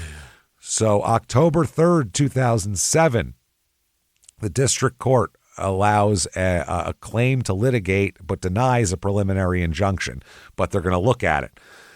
Then his execution is stayed. There's an emergency motion for a preliminary injunction, and that's denied, but then it ends up getting stayed by the 11th Circuit intervention. A 3-judge panel says that they have to wait a minute to execute him. Or then they say you don't have to wait. Then the next day on October 25th, he's supposed to be executed, but files another one, and they end up maintaining the stay, so they can't execute him right away. The governor said his crimes were monstrous, brutal, and ghastly when asked if he would pardon him. So, November 5th, it was vacated and remanded to the panel, which again reversed the denial, remanding for full consideration as the claim. So, it's a huge fucking mess. Anyway, execution day comes around and it's stayed. The execution stayed again. Okay. That Esther Brown, who hates him from the Project to Hope to Abolish the Death Penalty, said, I find it unbelievable that Alabama justice demands we strap a dying man to the gurney. Literally, wait an hour. He'll probably die. Yeah. So there's all sorts of shit getting filed. Alabama files emergency petitions to overturn the stay. It's a fucking mess. The state said that he's using his illness to delay justice. Families deserve closure. Modifications to the protocol addressed any concerns. His crimes warrant no mercy, regardless of his health. The governor said, I would, in essence, be commuting his sentence to life in prison, and that's not a sentence he was given by a jury. His crimes were monstrous, brutal, and ghastly. So then the stay is lifted. Okay. So he's going to be allowed to do it. They say that they have beyond a reasonable degree of medical certainty that more than 99.9999999% of the population would be unconscious. So don't worry about it. Okay. April 22nd, 2008, as they're preparing the death chamber for him at 1:35 p.m., I think he's getting executed in like 3 days, he fucking dies. Damn it. Who cares? He's dead. Either way, what's the difference? This is way worse. Yeah. This is so much worse. Okay, if you hated somebody. If you are hated them, sick. Yeah. And you said, how would you like them to die? Yeah. Would you like them to feel great and then be lethal injected, or would you like them to get pancreatic cancer and rot from the inside and spend the last month of your life wasting away attached to a feeding tube? If you've never, if you've never seen someone die of cancer, horrible. It is fucking the horrible. worst thing that is possible. I guarantee that state-sponsored death is so much more peaceful. It probably is. This is horrible. So I don't understand. Some of the families are mad. Yeah. I don't get it. They feel like they're robbed of justice? The detective said, I think we felt cheated. Of what? He's dead. That's wild. Yeah. You watched him wither away and die. That's got to feel great. I think, that's, hey, good. Fuck this. Look at him. He looks terrible. Awesome. Wow. Fuck him. So, the reactions overall, the whole thing, the detective Eugene Jacks, who was there from the discovery of everybody, said, I think about those two little boys and I always will. And the other detective said, when you see something like that, you can't help but think about your own child. They still attend memorial services and they check on the family members. They said they're still keeping in touch with people. They feel bad. Sure. Now, his artwork is for sale now. It's all over the fucking internet. Okay, well, here's one that's particularly odd. Oh, it's colorful. All right. Oh, you got a titty lady back here. She has some big titty. That is incredibly well done. Oh, yeah. Wow, the demon up front is even scary. He'd be great at skateboard graphics. Yeah, serial killers need love too. It's him. It says he's drinking a can of killer beer. And he looks like a little, almost like a gremlin. He's got going on. That's basically. Him, huh? And the shirt is serial killers need love too. Yeah. And behind him, that's kind of like over a hill, and behind him is this giant naked woman with huge boobs and ass holding a Grim Reaper's scythe. Her looks nipples, like that's real hard. Very interesting titty. It's big. Everything's big on it. Look at the way she's looking. Yeah, she's horny. Horny. She's got a scythe in her hand. She's ready to. She's going to go chop this guy's head off. You think that's what she's doing? She thinks she's hunting him? Yeah. Is his zipper down? What is that? No, it's just the way he drew this thing. It's just the ground. Okay. Yeah. So, I think she's behind him looking to kill him. I think she popped up from behind a hill behind him, right? And he's sitting there drinking a beer, staring off because there's no acknowledgement of the killer guy seeing her. Yeah, it's only her seeing him. Yeah. So I think that's what it means. I'm not an artist. Oh, and he's smoking a joint or something here too, a cigarette. Got a little pre-roll. Okay. Here is one. Super not. Oh, okay. All right. This is. Sorry, I just made some interference there. Yeah. This is a giant, like a mythology man with a shield, like a He-Man, basically, with woman on her knees by his side, everybody's only wearing like a little loincloth type thing, but she's pointing at something that he's looking at. Yeah. So she's gonna watch over there, save me. Yeah, go get that one. Yeah. This is $350, by the way. Wow. Because it's signed by him. Okay. Here's one that you don't need a lot of interpretation for. What the fuck? It's a chick from behind spreading her asshole so you can see it. With her whole palm. With her whole palm, and she's making a face like, give it to me. So they're all like pencil sketches, basically. Yeah. Here is this is dirty. A woman licking another woman's nipple. Yeah. That's two, but the nipple has like tape on it, but her tongue is under the tape. That's got to mean something. That's only $60. Okay. Here, this looks like a kid's drawing. I think that was just censored for the internet, James. No, all the other ones have nipples and tits and pussies and shit. Okay, all right. Wait till you see them. I think it's, or it might be, who knows if they got them from somewhere else. But this is like a woman riding a giant, strong horse. Yeah. She has like a Xena warrior princess outfit on, and she's holding victoriously a bow up in the air, like she just killed somebody. Did you watch Heavy Metal? That reminds me of Heavy Metal. So yeah, that's what it looks like. You're absolutely right. That's $120. Okay. Then there's this. This is fucking weird. Boy, this is one of the weirdest things I've ever seen. Really naughty tree, like a twisted up tree. Interesting. It's a woman in a bikini, and she's turned back toward you to look. She's holding like I guess her clothes, a robe or something. Yeah. There's a twisted tree next to her, and there is a little, look at the face. A lynx that has a human face. A lynx with his face, I think, is what it is. It's a lynx. It's almost like Wizard of Oz kind of looking. Like where the wild things are? Yeah, there you go, with where the wild things are. $350 for that. Wow. Here is just a horse. Yep. Running through a canyon with like hills in the background, but there's little lumpy rocks, and I think maybe there's bodies in there or something. There's some titty or something in there. Yep. $325 for that. What? These are 16 by 20 inch too. They're big. Yeah. Bigger. Yeah, that's a $325. These are all signed by him, so they're $325. That's crazy, Steve. You want that? Here's another big giant, like Clydesdale looking horse with a very bedazzled saddle and everything, and bridle and everything. And it looks like Foxy Brown in a bikini next to her. It looks like him as a woman. I mean, kind of, but it looks like Foxy Brown, like that kind of pose, like on the cover of a movie poster, but like 70s style, like total Foxy, because a big fro. $325 for that. Steve. This, a very strange picture. It's a woman who looks real muscular and like you could almost see inside of her. See, it's like she's like an X-ray. Yeah, you can like see her like she's wearing like a muscle suit. Sure. Real weird, and half her face is totally in shadows. She looks like a demon or something. Here is a woman with big wings, like butterfly wings. Yeah. A nipple hanging out. There's a nipple, and there's the tops of nipples just barely away. Yeah. She looks like almost like a goddess drawing, almost something like that. Some pixie wings. Winged female. That's $225. Daniel Seibert's mustard and mayo packets for $20. What? These are his mustard and mayo packets from April of 2006. What the hell is that about? Someone is selling that for $20. His mustard and mayonnaise packet. Here is him doing whatever the fuck this is. That's that same one with the. Oh, that's the one from before. Yeah. Here is another one on the river. Yeah, Tina Turner. Like kind of a goddessy looking picture. Woman in her underwear. No top, but like a cape that goes across her tits, so they're not there. It's a watercolor, that one. That is, what is that, $350? $350.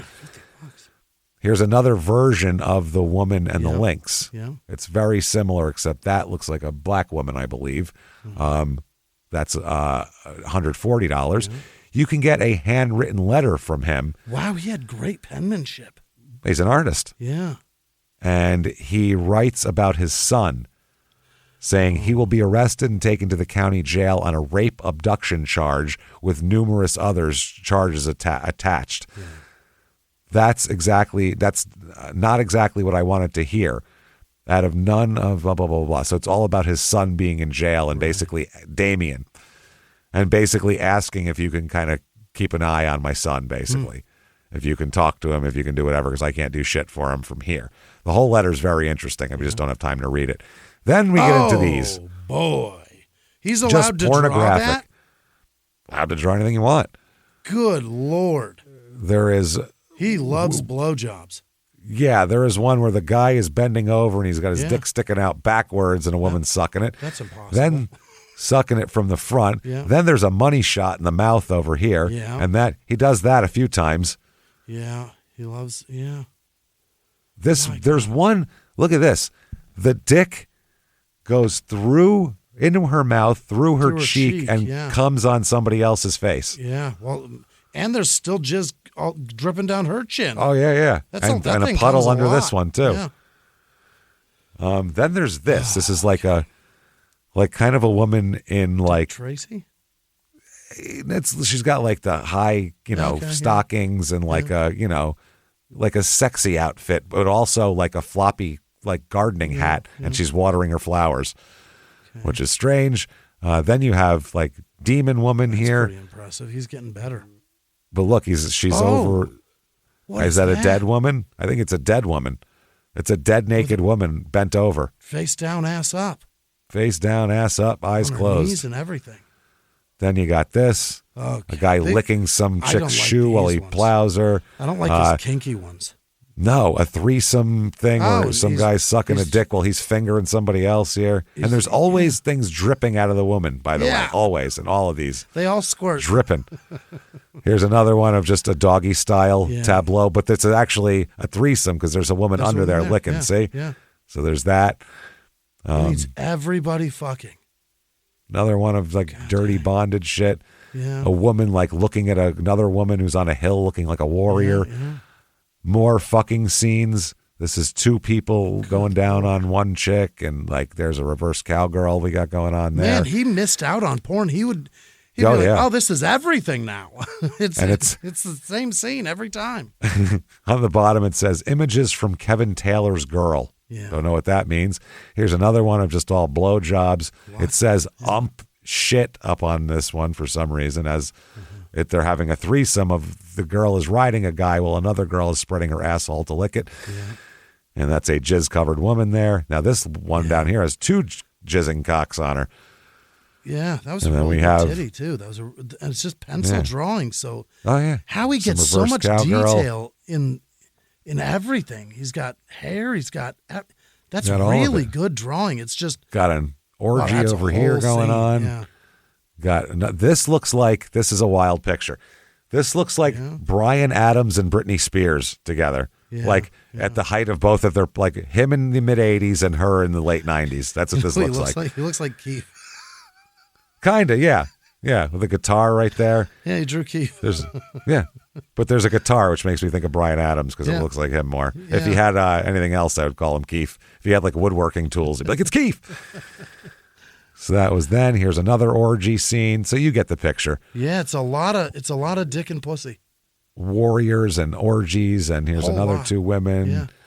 A lot of like domination, but the cheapest one you could find are $75, and they're 8x11 unframed graphite on paper. Why is that? Don't know. There's ones that are $300, $150. Don't know what the fuck's going on. Price very high. He's dead, so fuck him. There you go. That's Talladega, Alabama. Holy shit. Very quick. I'll get through the end here. Definitely head to shutupandgivememurder.com. Get your tickets for Seattle in October. There's some available for that. Everything else is just about sold out for those. Get your merchandise there as well. Follow us on social media at Small Town Murder, on Instagram at Small Town Murder on Instagram, at Small Town Pod on Facebook. That's where we are. So there's that.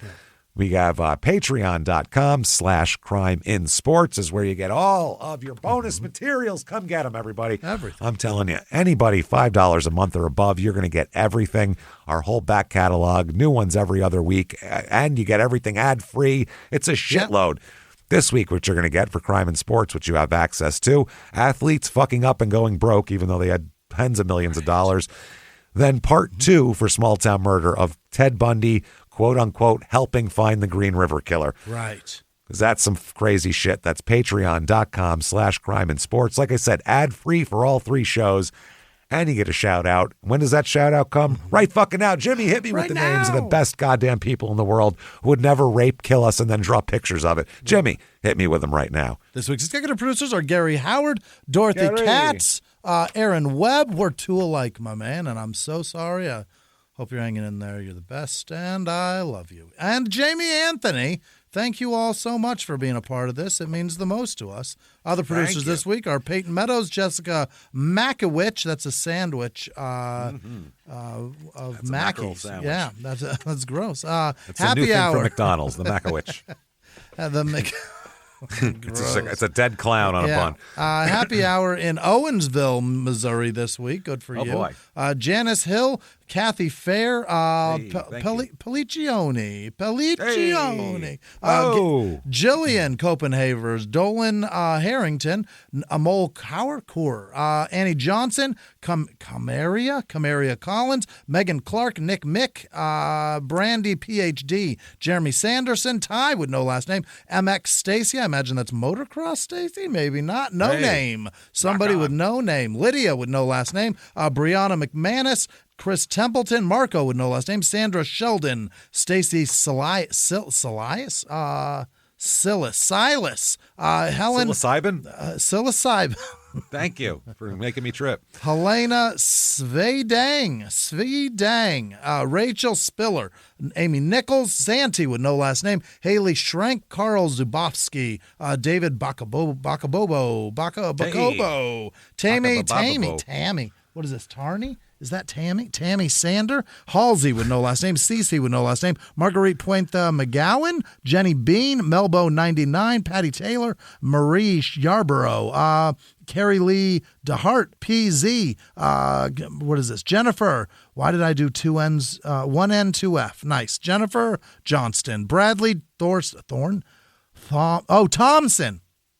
There it is. Lynette Placido, LaKendra Devereux, Andrew Thomas, I hope not, Kendra Levy, Desmond with no last name, Karen Snook, Ryan Noonan, Blaine Cluton, Trevor Robinson, Nick Jutz, Mick and Kathy, Eric with no last name, Nicole Jennings, G. Wayne, Eric Macbeth, Kara with no last name, Brad Bigrig, Tim C. DeHaven, Vicky G., Deborah Anderson, Michaela Sutherland, Jennifer Bain 1, Quinns with no last name, Skylar Littlefield, Drea Thomas. Nope, that's Torres. God fucking damn it. Fucked up both names. Hainsey, I think. Hayes, New York, maybe? Or is it Haysney? All right, Laura with no last name. EMS, Nick at Night, the State Farm guy. I don't know which one. Joel Perry, Jake. Travis with no last name. Don White, Babulus, Babulus, 35. Chris Hicks, Francesca with no last name. Ian Crystal, perhaps. Dustin Dentier, Kara Muir, Robert Frey, Jennifer Jones, probably not that Jenny, Fatimus, 07, Crystal Cannon, Karen Palmer, Michael Lanigan, David Nichols, A with no last name, the letter A, this show brought to you by the letter A, Marty with no last name, Elizabeth Masad, Jeremy Raddick, Danielle Gallo with a C, no, with a G, Jamie Rortvet, wow. Jaime, perhaps. Mira Bolding, Karen Wells, Skylar Quazo, DK Metcalf, Christy Hunter, Nanami, Alan McRae, Sonny Provenzano, Beth Freeman. I can do those quick now. Don White, Ashley Morse, got that Morse code money. Mackenzie Henson, Thomas Hajatna, Brianne with no last name, Spencer Altoff, Helen Downey. Yep. Courtney Santos, Rhonda Clausen, Misty Spells, Dash with no last name, David Sutton, Mel B, Yabos McGee, I bet you.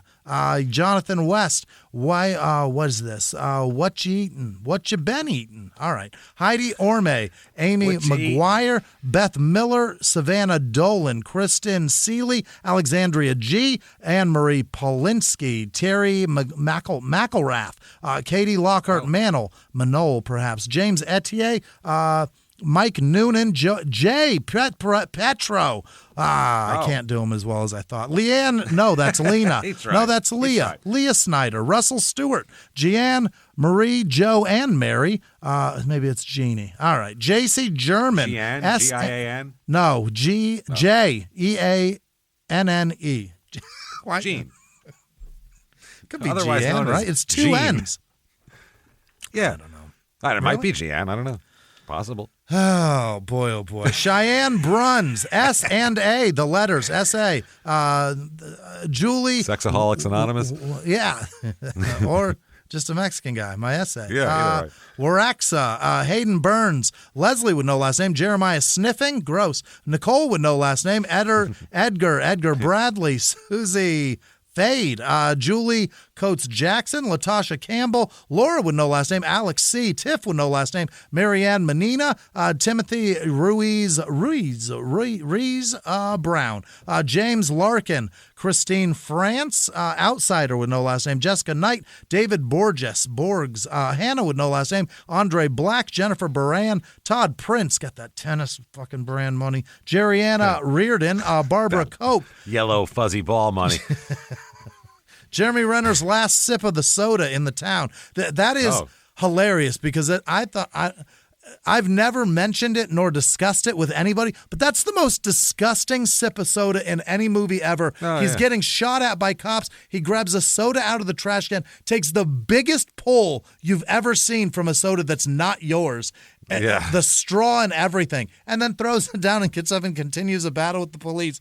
He doesn't care that whatever that's going to give him because he's about to die and he knows it, I think. Well, I don't think that disease is really At that point, he just wants a sip of Coke. Yeah.